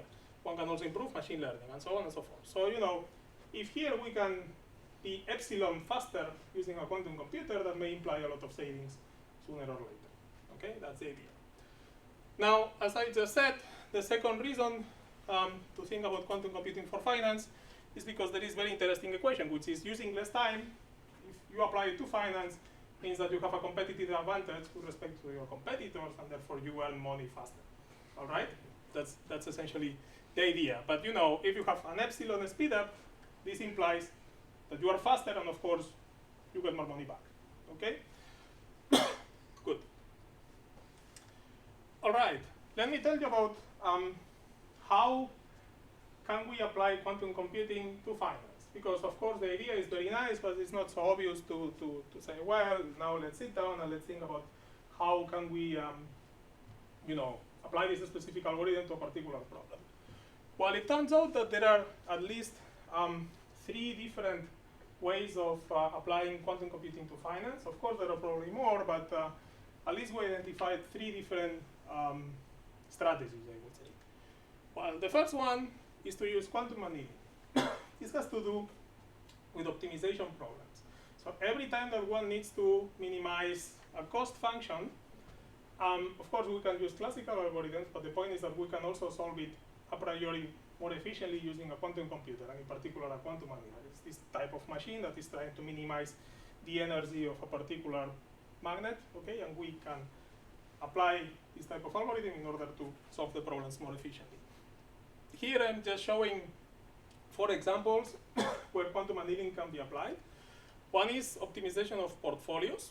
So I have a number of assets, shares of Apple, shares of Facebook, I don't know, gold, German bonds, and so on, and I want to optimize my percentage, the number of assets that I have, in order to maximize the returns in the future, let's say. All right? So this type of dynamic portfolio optimization is a very complicated problem. It's actually an intractable problem in classical computing, and people have shown that you can actually put this on a quantum computer, and they have done some at least proof of principle simulations. You can also find arbitrage opportunities. This means find opportunities in a financial network where by trading different assets, you can actually get profit from them. It's not so obvious, but you can actually put this problem also as an optimization problem. Of course, you can also fit that into a quantum annealer. You can also use quantum annealing to select what are the relevant features when applying for a credit. So if I go to a bank and I want to get credit to buy a house, they will ask me about my age, my salary, I don't know, what am I wearing, and these type of things. And then they will make us check, they will make a background check, and they will decide whether they give me the credit or not based on previous experience. Well, it turns out that determining which are the relevant features that determine whether you get the credit or not, this is a very difficult problem also, and you can also solve this using a quantum computer. And finally, the financial crash prediction. This is very flashy, but the idea is that we can find the configuration of financial equilibrium, okay, using a quantum computer. I will show you later that finding this configuration of equilibrium is the same as finding the lowest energy state of a magnet, okay? And from here, one can see whether by making a small perturbation in the financial network, you actually stay in the same phase or go to a completely different phase where institutions can crash. So I will tell a little bit more about that later.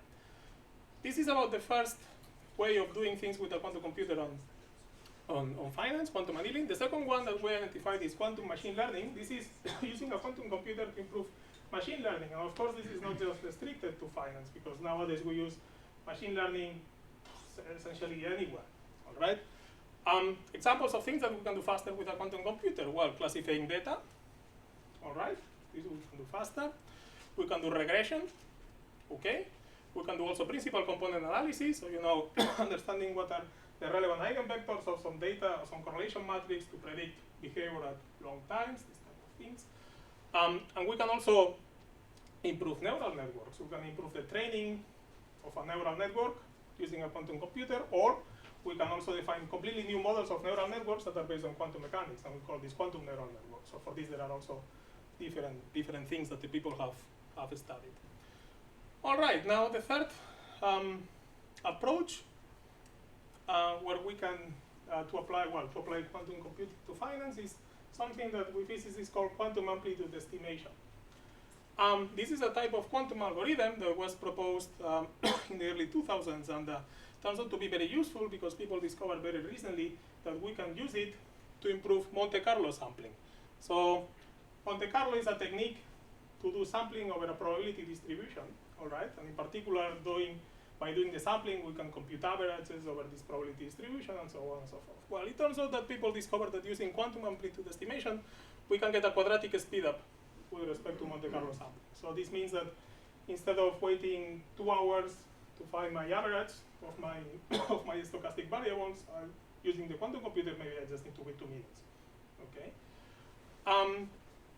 Now it turns out that Monte Carlo is widely used in finance in many places. So everywhere that people use Monte Carlo in finance, turns out that we can also get a square root speedup, and this is very good. So examples, well, pricing of financial derivatives. I will tell a little bit about this, and also about risk analysis. So measuring the risk of a portfolio, of a company, or even the whole economy. This is based on finding averages over probability distributions, and we can do that faster. All right, so of course I don't have time to go through everything. And well, in this talk, and for the time that, still for the 15 minutes that I have, I would like to focus on 3 specific applications. One for each one of these different approaches, namely first the financial crash prediction, the regression, and also the pricing of financial derivatives. If you are interested in any other thing that I just have in this slide, just let me know, because I have extra slides also if you want to discuss about them. All right. I was 2 weeks ago or so, I was giving a very technical talk in a physics department in Madrid, and then I had to prepare many slides. Okay? So, so if you're interested in technical details, let me know. All right, good. Let's see the first example, the crash prediction. How is this possible with a quantum computer? So this is the problem that we want to solve. Given a financial network in equilibrium, means everybody's happy, okay? If there is a tiny change in the prices of assets, let's say, I don't know, apples, oranges, cola, apple shortly, and so on, whether the market value of the institutions will suddenly drop to 0. Okay, that's a crash. There is a tiny change in the conditions of the market, and then suddenly everybody crashes. All right? Whether there can be a massive failure of institutions. Well, it turns out that this problem was proven to be NP hard last year, 2017. I forgot to add the reference here, but it was last year, 2017. What does it mean, NP hard? It means that it's one of these problems in classical computing where it's extremely difficult to find the solution. So for a given size of the problem, you need a time that is of the order of the exponential of the size of the problem to find the solution. Okay, and this is why it is so difficult. On the other hand, if you are given a proposal for a solution, you can take it very quickly, but finding the actual solution is very difficult. So we don't have efficient algorithms to solve NP hard problems. All right, this is some of the hardest problems in computer science. And this was NP hard even for very simple financial networks. So you don't need the actual super complex financial network that we have in real life. So also for very simple examples, this is already computationally intractable. We cannot solve this using a classical computer. Well, how do you put this on a quantum computer? The idea is to realize that the equilibrium condition of a financial network boils down to a variational equation. So this is an oversimplified model, okay, and I will not go into the details, but the point is that, well, here you have different variables. You have this vector B, which are the market values of your institutions, and of course there are some assets, apples, oranges, and so on, that have some prices. The prices are this vector P. Now, how much do I have for each one of the assets? Can be modelized by this matrix D. And now there are different institutions, and I don't know, there is one institution that has 20% of another institution and this type of thing. So there are all these type of cross holdings. So this is modeled by a matrix C, and then the self-ownership of each institution is modeled by another matrix C tilde. So after a little bit of thinking, one can realize that there is some equation of this type. Okay, so at this point, just trust me. If you want, I can tell you later in more detail. Now there is an extra element here, which is this vector B, and we call this failure. Now, this vector, what is mimicking is the fact that, well, let's say, if the market value of Google falls down below a critical value, then everybody panics, all right? And everybody starts selling their shares, and then the market value of Google discontinuously drops down to 0. So this is kind of a social effect, but it needs to be taken into the equation, okay? And it's a highly nonlinear term. So this is a failure term. Mathematically, it's something like a step function, okay? So if the value of, if the value of a company falls down below a certain threshold, then suddenly it drops to 0 or to something very small, okay? Well, it turns out that they proved that this is actually what makes this problem very hard. The fact that this failure term is highly nonlinear makes the market unpredictable, because if there is an institution that suddenly drops to 0, then this effect propagates in some way that is very difficult to control, and it's very difficult to compute numerically using just a normal algorithm. All right? All right. Good. So if you trust this equation, essentially what happens here is that if this is equal to 0, this is financial equilibrium. That's the situation where everybody is happy. If this is not equal to 0, then we say that we are not a financial equilibrium. All right? Now, this is very nice because this is a variational problem. And physicists love variational problems. We spend all our lives finding the lowest energy state of a given energy function. What is the optimal way of, I don't know, optimizing over some type of quantum state, and so on and so forth. So as soon as we have it as a variational problem, we can just map this into a minimum energy problem and then throw that onto a quantum computer. That's the idea. Well, long story short, what we found is that finding the equilibrium condition of this equation is equivalent to finding the lowest energy state of a very complicated material.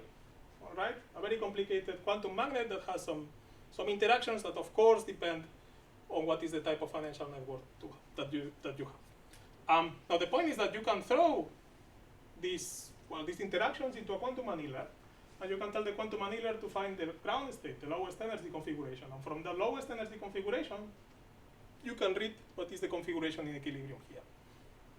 All right.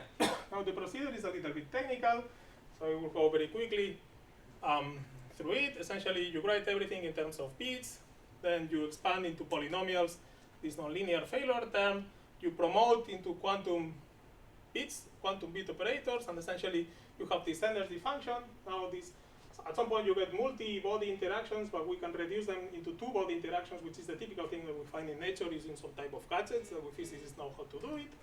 And at the end of the day, we just find this type of energy function that we call quantum Hamiltonian, and we can fit this into the quantum annealer, all right? And the quantum annealer will tell us what is the equilibrium configuration. Now, the ground state is the financial equilibrium. Of course, if now we change a little bit the parameters, if we want to know if there is a financial crash or not, we just throw the new configuration into the annealer, and we can get the full information, and then we can read whether there is a crash, whether, anything that you want to read from the configuration, you can get it from this ground state, okay? That's the idea, that by reading the output, you can determine whether you are still in a normal phase by changing a little bit the parameters, or whether you are here. This was in France, by the way. So, yeah, they were very, very unlucky. Now, physically, for those of you that are physicists, this is the equivalent of having a first-order quantum phase transition. So this is the reason why you don't see the financial crash coming, because there is no diverging correlation length or anything like that, okay? But we can find the new phase if there is a new phase using the quantum annealer. Good. Now, let me tell you about the second example, which is regression. This is an example of an application that is not just useful for finance, because we use regressions all the time, okay? Even in physics. So this is the problem that we want to solve. We give a set of past data points, predict the plausible future behavior. So we do this all the time in physics and also in many other places. Typical examples in finance. I have a store and I want to know how many umbrellas I'm going to be selling next week, or I want to predict whether the Nasdaq, or I don't know, standard poor 500, whatever, is going to be going up or down. More pedestrian, what's going to be the price of currywurst tomorrow, okay? So, you know, all these type of things, you can just try to learn them by regression, okay? Of course, you can do linear regressions. These are typical in finance, but you can also do polynomials or even more complicated things.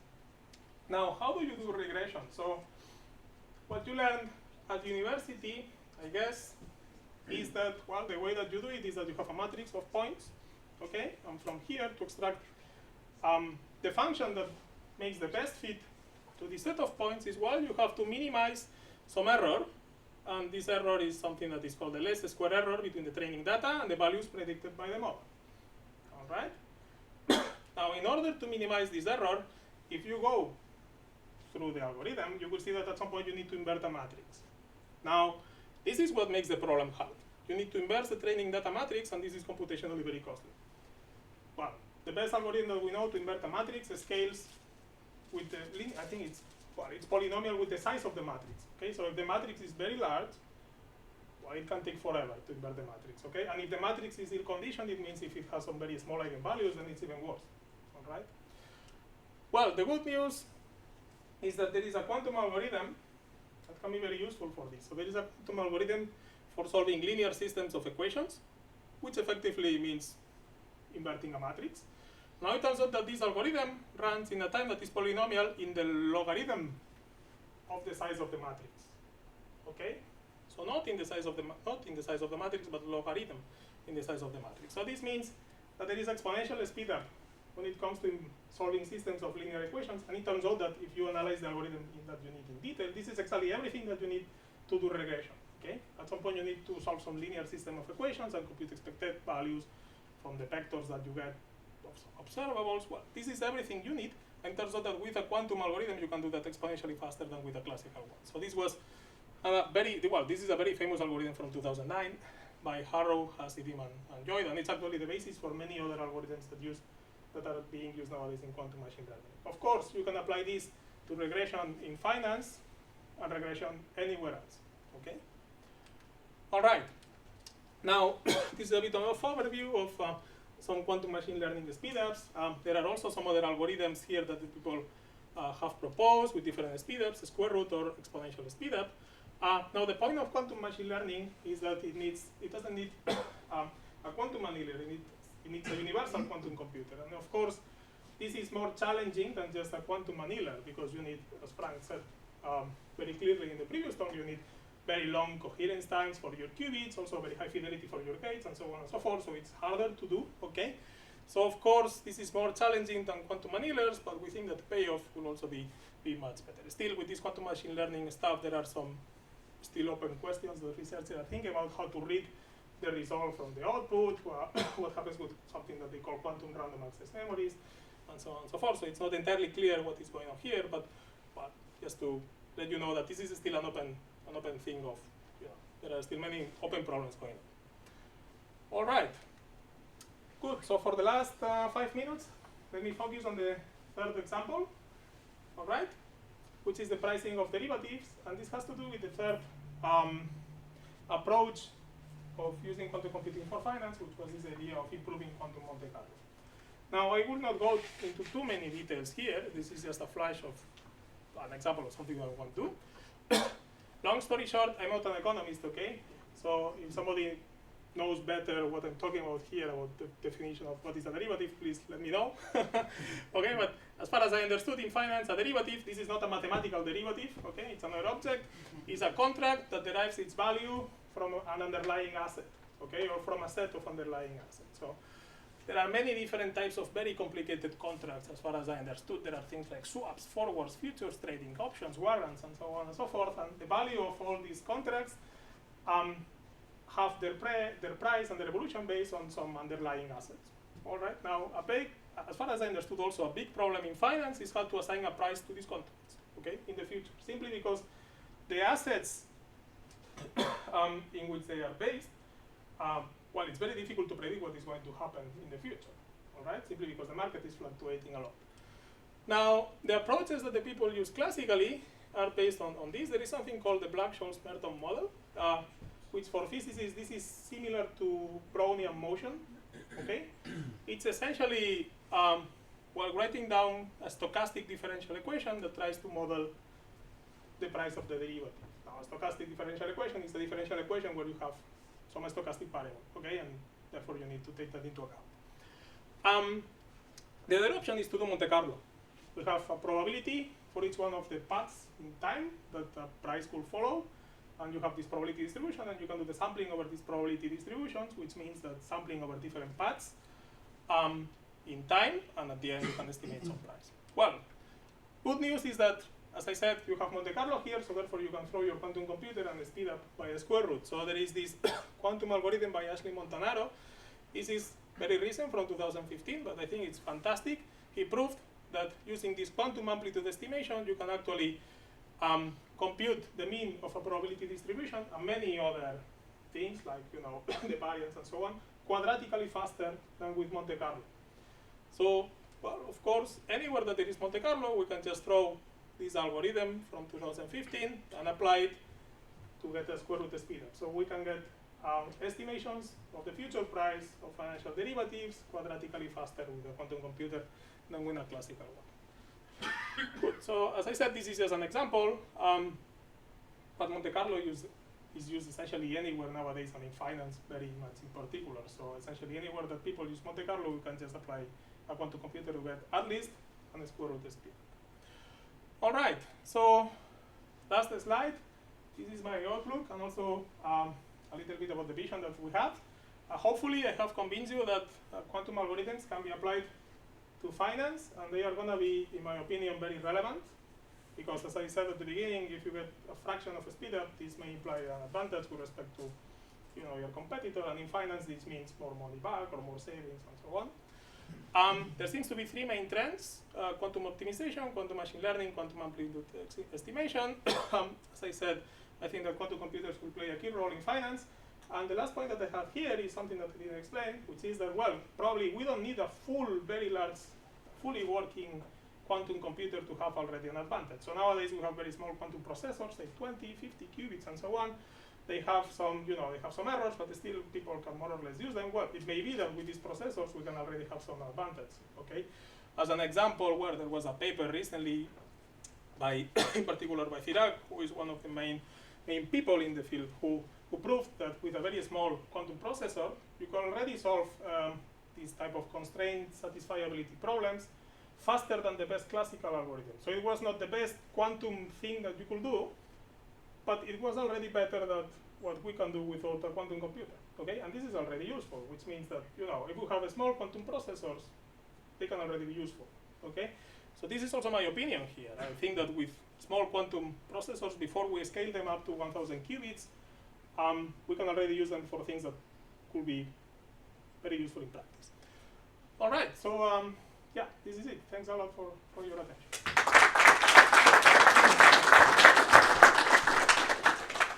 So thank you very much, Roman. Anybody has some questions for us, for Roman? Thank you very much for your presentation. I have a question. Looking at the banks right now, they don't really have the image of being really innovative, and they're still struggling with issues like traditional analytics, predictive analytics. Some use them, some not. So my question is, when do you think is a realistic moment? Is there any realistic time in the future that a bank will implement some QC machine learning or different elements? It will be the next year, 5 years, or never? Well, I hope it's not never, no? Well, my opinion is that they're starting to listen about these things. And as far as I understood, they are starting, so in some banks, as far as I understood, they start to have the idea of perhaps we should start implementing our own quantum department, okay? But this is, of course, still very shaky. It's everything happening very, very quickly. But my opinion is that between 2 and 5 years, there will be quite a few financial institutions that will have at least some people trained in this. Okay, maybe you are also a good guy to say something about this. Maybe also answer this question a little bit. Well, you have to distinguish a little bit between banks. Like there are regional banks, there are investment banks, there is buy side, sell side. And like on the sell side, for example, if you do portfolio optimization, you may not need this speed. Like if you're a second faster, you have less transaction costs. Maybe not on the sell side, but on the buy side, if you run like an hedge fund, it's really relevant to be like a few seconds faster than somebody else. Of course. And there is the market for these intermediate scale, like the near-term applications. Yeah. So also if you look at the algorithmic traders or high-frequency traders, they can solve like particular problems. They can be very small. They have an advantage. So yeah, you have to distinguish a little. So high-frequency trading happens in the scale of milliseconds, I think. But the optimization of the quantum annihilator can take place in the order of microseconds. So this means that if you're a trader, you may have an advantage if you predict what is going on before the market changes. So this is of course a very theoretical physics point of view, okay? but it gives you an idea that this may also be useful for traders. So the second question. Thanks, Roman. I think I would maybe want to tie together Frank's talk and my talk and your talk, of course, a little bit. So you mentioned that you think that there will be a significant opportunity with a limited number of qubits. Now, Frank mentioned that he believes that there will be a kind of saturation at a level of maybe a couple hundreds of qubits. Do you think that once we reach this phase, it will be already enough to be really create value, or do you think that we will need to go beyond this phase, maybe towards 1,000 or 1,500 qubits? I don't know. I guess it will depend on the specifics of the problem. So there may be problems for which with a few processors with 100 qubits, perhaps you can already get some identifiable advantage. This I can imagine, but I guess that we'll have to think harder about this. So as far as I understood, this paper is from it's from this year, 2018. So and this was, to my knowledge, one of the first examples where they saw that with a small quantum processor you can get something that is already very useful for one of these optimization problems. So I'm an optimistic, so I want to think that with already 100 qubits, if we spend some time over there, we'll have time to find useful applications. Thanks.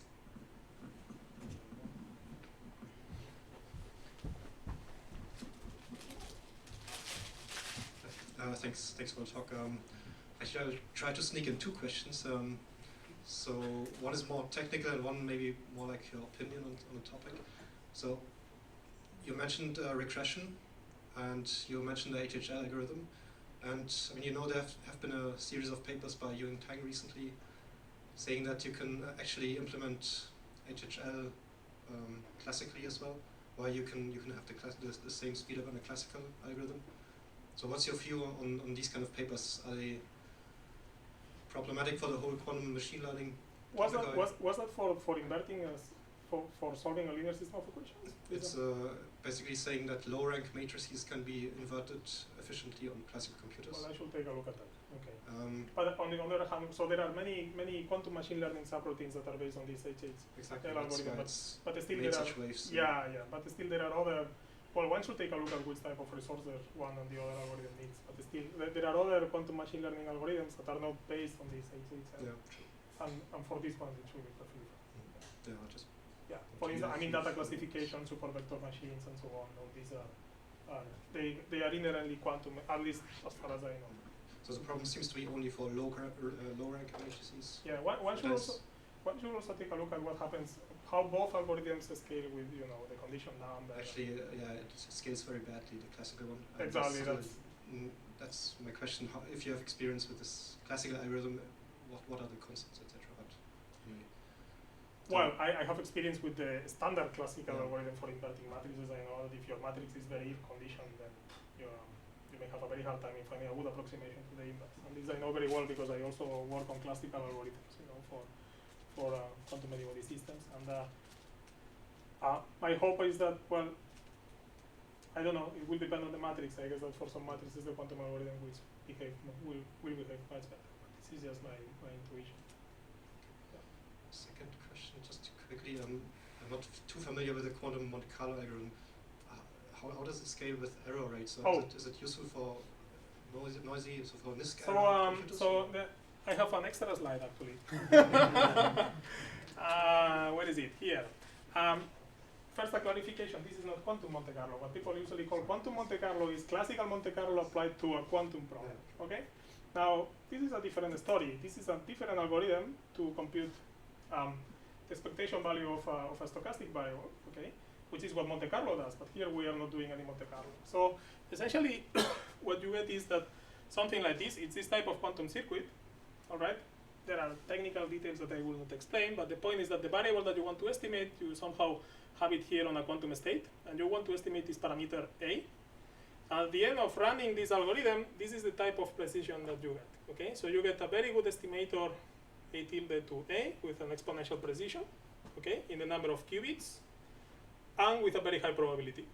All right, so the probability is larger than 8 divided by pi squared, and this is 0.9 or 8 something, so this is pretty large. Okay, so this is how your error scales. It goes exponentially to 0 with the number of qubits. Okay, thanks very much. We have time for maybe 2 quick questions. Yeah, thank you very much. I have one question. I'm not a quantum computing expert, but I have several years of experience in parallel computing, parallel algorithms, and our problem was always if we want to solve big problems, the input and output, because normally this was for us the bottleneck of to solve the problems very fast. You spoke about something like estimations and so on. How is it? How you want to solve this kind of issues with input and output, or is it no problem? Yeah, the point is that actually there is I have another extra slide that can be very useful for this, which is this data classification problem. This is an example where you actually may think that one could have this type of problem. All right. So imagine that I have a vector with n entries, and I want to classify whether it goes to the left or to the right. Okay. So in classical computer, of course, you need the vector, and then you need the n entries, and you need to read all the entries, and that's an input problem. Okay. But it turns out that in the quantum algorithm, you already have the vector. That's the quantum state. But you don't know the coefficients of each one of the components, but you have the vector. Okay? And then to classify whether the vector goes to the left or to the right, you can do that in a time that grows like the logarithm of the size of the vector, which is impossible classically because you need to read the vector. Okay? Now, in quantum mechanics, we have this trick that many times we can put the quantum information on a quantum state, even if we don't know each one of the particular coefficients of the superposition. Okay? And we can manipulate that perhaps in a more efficient way. And this is a particular example. Now, sometimes we also have that problem, okay? The input and output. So there are things like quantum random access memory and so on that people still don't very clearly know how to define that. But my message is that in many applications, you actually need to compute functions on the data that you have to store as an input. And for those functions, in the end, if you want to compute a scalar number, then maybe the quantum algorithm can do that in some very clever way, in such a way that you don't need to store all the coefficients of the state. Okay? So my answer is that sometimes we have this problem, but sometimes not. Okay. There was another question somewhere. No? All right. If there are no other questions, thank you very much, Roman, again. Yeah,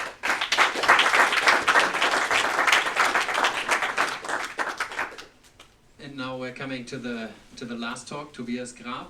Thanks very much for coming and giving us like a short, or not short, at the same time as the others, a perspective of the European landscape of startups and what may differentiate them to the Americans. Thanks. Yeah, thank you for having me.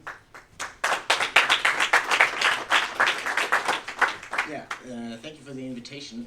I realized when the title on your presentation is Ex or Former, then you're growing old. Obviously I'm becoming old.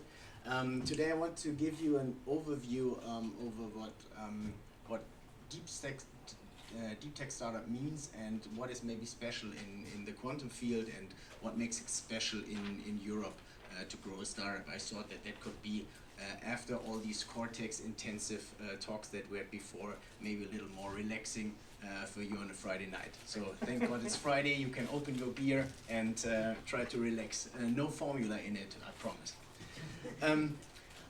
My background is chemistry, so what I did for years and what I enjoy a lot and what was of great fun to me was thinking a little bit, then trying to synthesize a molecule, doing the analytics, trying to understand the analytics, and sometimes you find a new molecule or a functioning molecule, then you write a paper, and that was quite fun, and I liked it.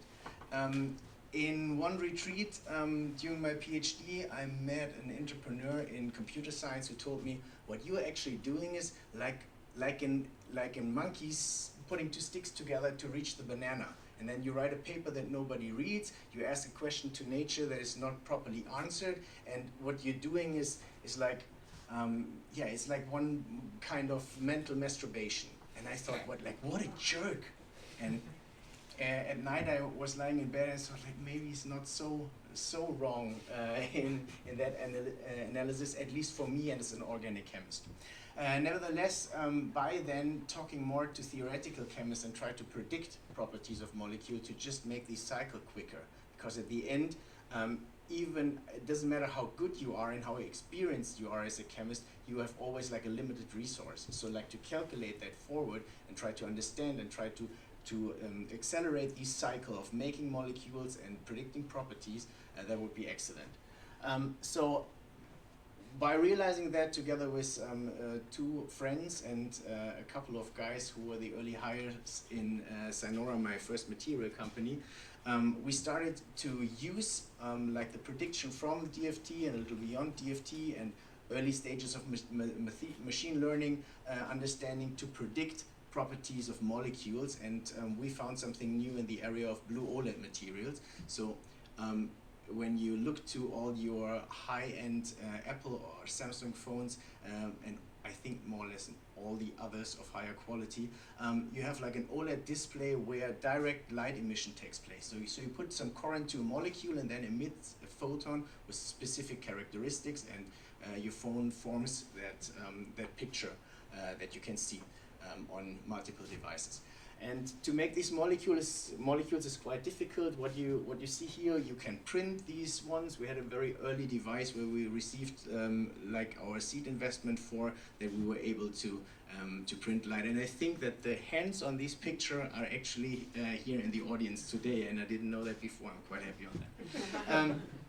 We built a couple of labs, spent a lot of money. The company is today I think 120 people working there. Samsung and LG are heavily invested, and we are on the way of commercialize these materials that we invented 10 years ago. Why is it important to what I want to talk today is, I think our hires 7 and 8 were theoretical chemists, and we tried to optimize the circle that I talked before. What we realized is when you try to calculate different properties of molecules, for example, this was one of the early ones we had, it's quite difficult to understand various parameters. And what we always realized is that the computing power we had and the smartness that we had we were not able to accelerate this process, that it took less than 10 years to develop a molecule. Even if we had maybe the world record in ratio from people, money, and patents, but still that is a hard game to really fit to the requirements that companies like Samsung and LG put on their molecules when they want to go to production. So for us, it was really hard to realize that that is not a problem that you can solve by computers, and it's very difficult to solve it with human brains only. So when I realized 2 years later that now the quantum computers are coming up, and we see that we will have superior machines in the future to calculate these complex problems, I was quite thrilled. I think, we had it before, way more detailed, that even the early and noisy quantum computers will bring major changes to chemistry. I think that the classical cycle that we run through will overcome, and from my understanding, because a molecule is just a very nice and sometimes small quantum mechanical system, that this is quite a good first target to try your hardware on. nevertheless, to understand, chemistry is just only one part, and I think that this development will be driven by startups, of course also by the major companies, for example in chemistry, and I want to focus on that part where I have a little experience in. The point is that usually bigger companies have to protect markets, they have to deal with customers, they have their own timeline, they have their revenues to control, they have their investors and LPs to make happy. So usually, I think the major disruptions have to be done in startups. And so, for me, coming as a chemist, and my two co-founders and most of the hires that we had early were chemists, physicists, and engineers, we had to learn a lot of stuff the hard way. A lot of hardware talk today. So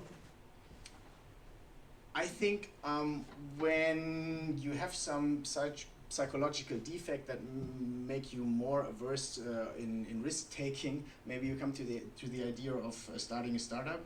So maybe you should test, and you too, yourself for that defect, because of course the probability of success is quite low. Nevertheless, there are, I think, a couple of factors that should be done right to raise the probability, because of course competition can be faster. There could be just a change in your industry. Maybe you don't find the problem. Maybe you do something wrong in hiring. In the founders team, something could break up. And that is very often happening in startups. So a lot of that stuff I had to learn for structuring a startup, then to finance a startup. I think in our times, and I will stress that point later on, it's not so difficult to find money. So I think by inflation, by the low interest rates in other asset classes, there is a lot of capital in the market, and by also other industries not anymore that interesting for venture capitalists, there's really a big push into deep tech and also into quantum. So for example, and I had a funny talk with one representative of I think I can say that, the NDA shouldn't be in place anymore, with the search engine company in Mountain View. He told me he told me, Tobias, you should raise in the quantum field as much capital as you can and run, because if people who have no experience in quantum offer you reasonable amounts of money, is there a better sign that the bubble is going to burst? And I took that very seriously, actually, and yeah, I see it in your face that there's something to maybe put under consideration. I think what we see today is we have in Europe quite a small number, but rising number of startups. We have, as we saw before, excellent research that is being done and excellent researchers. We have now the NASA Foundation by the European flagship program. I think we can clearly show that even in Europe, also two effects on the financial side. On the one hand, we see really strong and very experienced venture capitalists raising major funds in Europe, and we see also in the last year that the major or the best funds in the US are also investing in European companies. Not yet in the quantum field, but we see that they're demanding that a company needs to go to the US, at least with business development and the C-level to the US, that this is decreasing, and that Europe is an interesting market for various investors. Nevertheless, compared to China or to the US, I think we have different cultures, different languages, different legal systems. So to explore this 500 million people market and the industries in Europe has also some challenges to overcome that an industry in China or in North America doesn't have to face. And compared to the US, very clearly there's less capital to grow your startup quite quickly, which I think should be put into consideration, because when you compare yourself with a couple of €100,000 from your seed round, to an US-based company who makes maybe like a $5 million seed round and is quickly in raising more. At the end, money talks. So if you can hire 10 business developer and 50 engineers or scientists to solve a problem, of course you can do it better by your own, but the probability is just not that high. Or you have to depend, or your ego needs to be that big that you maybe do other mistakes that prevent you from being successful, even if you have the best tech or the best algorithm. So I think in that space, Europe is a very good target. I think I realized, and I have to tell you that story again, I met one investor who I think never had anything to do with quantum or deep tech.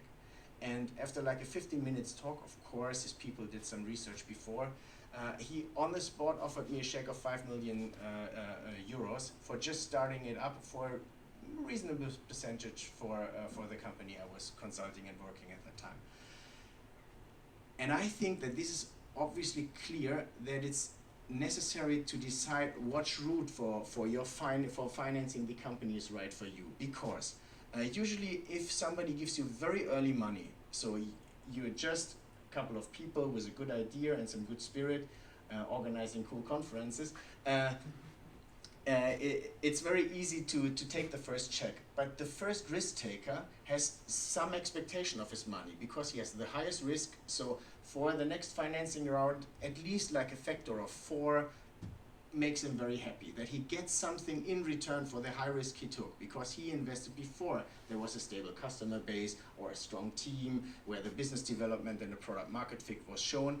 These are usually friends or people who have a lot of industry experience. Taking their money should give them a high output, because the probability for him to choose the right lottery ticket in you is probably low. And the same should be done for future investing rounds. That I see a lot of what in the German startup podcast is called like dentist money. Like if you take early money from people who don't understand your industry and who maybe don't understand the timeline of what you're doing, that causes, and I learned that also the hard way. I will not get that out from my friends. Maybe I need the beer on Friday night. The hard way. Because at the end, the most crucial part is the expectation management. I will come to that later. I think in the quantum field in general, we have to take under consideration that even if I totally agree, Frank, that the run for hardware is still open, and nobody knows or can easily predict what the strongest machine is in a decade to come. But nevertheless, if you want to calculate on the early quantum computers today, you deal with very strong companies in North America, at least that are the ones who are accessible. And it's very clear if you have a strong negotiation power against a way weaker and smaller company, you should, if you have a platform technology, you should try to control the verticals others build on that. Very easy if you have the search machine or some very strong technology. It's very smart if on your platform technology, every vertical who builds value should be an open market that raises the probability for you to get the highest interest on your platform technology. If you have the platform technology and another person has all the software understanding and the access to the market, then you're just a supplier. So, and I think we just have to deal with the fact that there is no really usable hardware today. I hope that doesn't take too long to get alternatives, but today you have to deal with the fact that if you want to bring customer value for early quantum computers, you need to deal with that situation and with the access that is also maybe under consideration on a political level. So something that we have to understand. Something that I mentioned before is there are really strong startups in North America who are well financed and are doing excellent business development in Europe. I think they approach the market a little different. I think that is also a deep tech phenomena in Europe. that usually I think a technical founder talks usually to a technical and experienced guy in a bigger company. That leads to first projects and that leads to first cash. But in contrast to that, I think in a professional business development, there is some C-level involved. To target the bigger company is different, and you reach to way higher contracts with the leading companies with that different business development approach. And that is something that I said before should be valued very high, because for the customer it's nice to talk to a German or to European or to someone who is in the same governmental grant program, but at the end it's about money, it's about value that gets created. And whoever has a stronger collaboration to the hardware and to the customers, and the stronger financial situation with investors who understand the timeline of your industry, the probability that these are the best at the end is just higher. And there is a bunch of proofs in different industry that not always the best technology wins, but I think who controls the intersection to the customer and has the broadest spectrum and the best timing for the market. I think that quantum is very obviously one of the disruptive technologies that could change the world in a manner like Daniel described them before, that even if only a small percentage of the R&D efforts that the major companies put into developing new products get somehow funneled into quantum hard and software, that it's even, I think, an interesting discussion if that couldn't change the power structure of industries completely. So if you know, in my example, what the molecules are that will function as a drug, will you need a pharmaceutical company to make the highest revenue on that? Or maybe you can just reverse the model and use them as a manufacturer for your product at the end. So I think that quantum has some kind of really changing the game in various industries. And that is something that is very nice for startups, because that is nothing that a big company can do out from itself, because by the power structure, by the hierarchy, there is usually nothing that can be done in a larger structure. This disruption has to be done by startups. I think one of the major problems in quantum is the dependency on the hardware, and therefore the clearness of the timeline. For example, when I talk to the various venture capitalists that are now interested in the European quantum ecosystem and ask me and my colleagues at Milliways for our opinion on them, what we often realize is that usually venture capitalists invest like for 5 years, then they try to de-invest in another 5 years, and maybe they can add 1 or 2 years. So 10 to 12 years of investing and selling actually the stock or the whole company.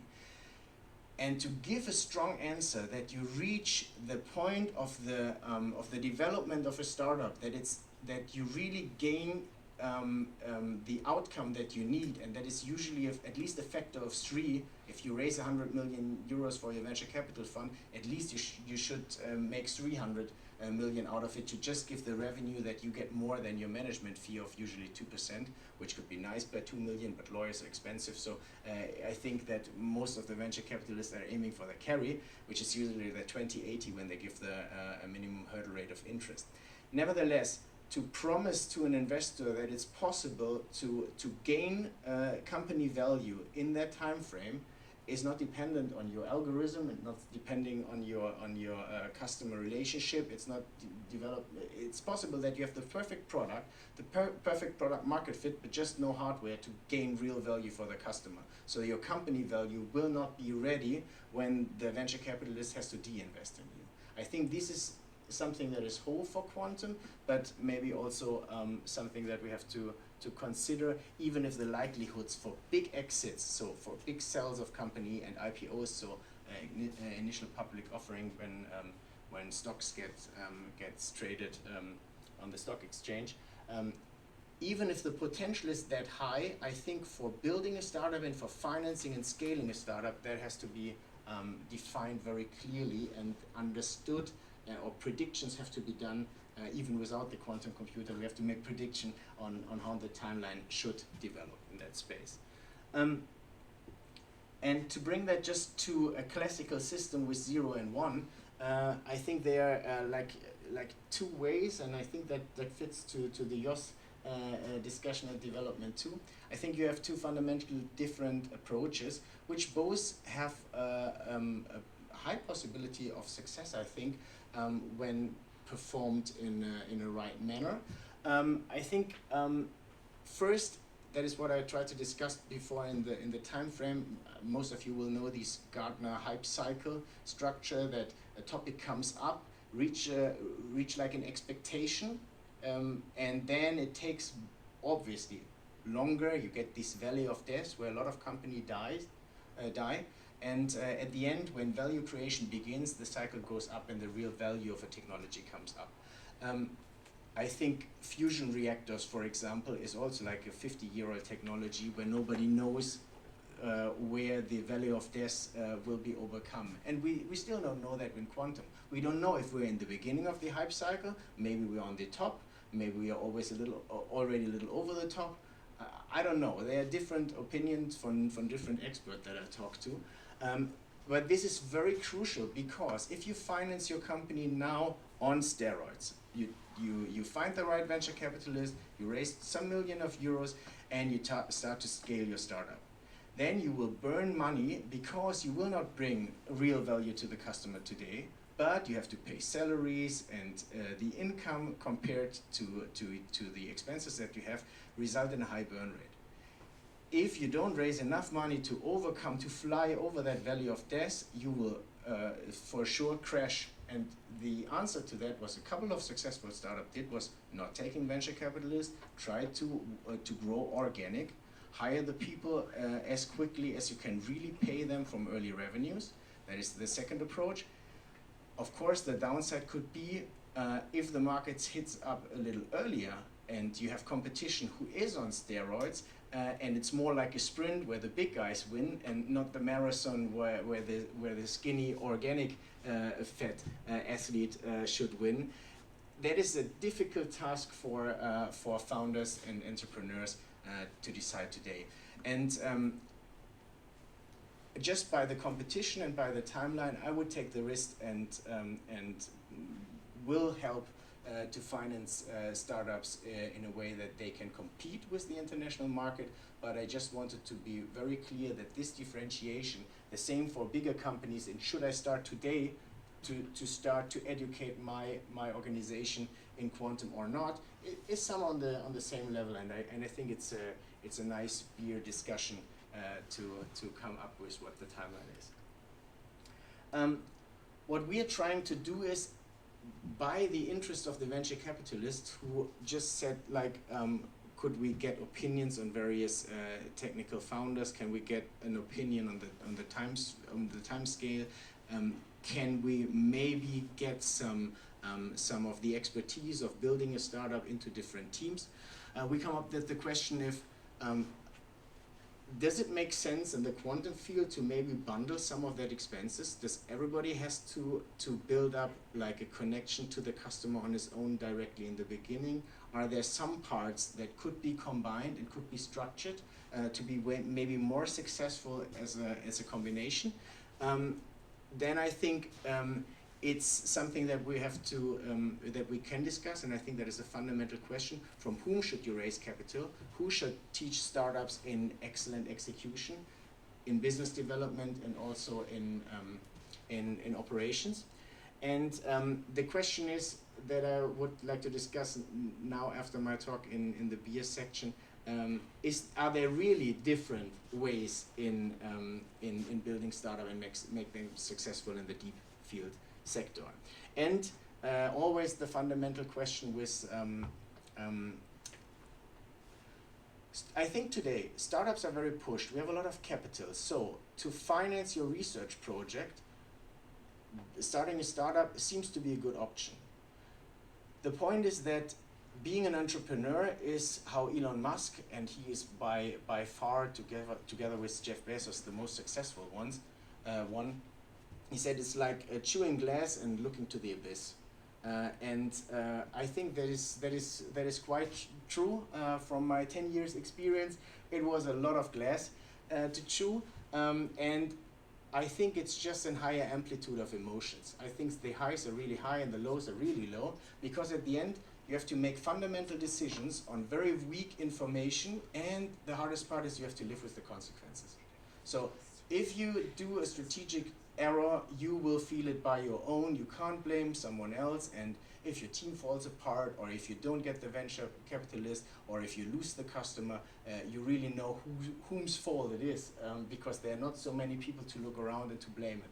So that is something that I did that for various teams in the past, and I will do it in the future. Try to help scientists to become entrepreneurs. And at the end, I want to say we need to talk, and we should talk about that, because that is the story how I met my wife. I was really drunk on a Christmas party with a lot of chemists. That is why I remind these beer things so often, I think. At the last minutes, after a lot of people danced around her for all the evening, I saw her alone and I said, we need to talk.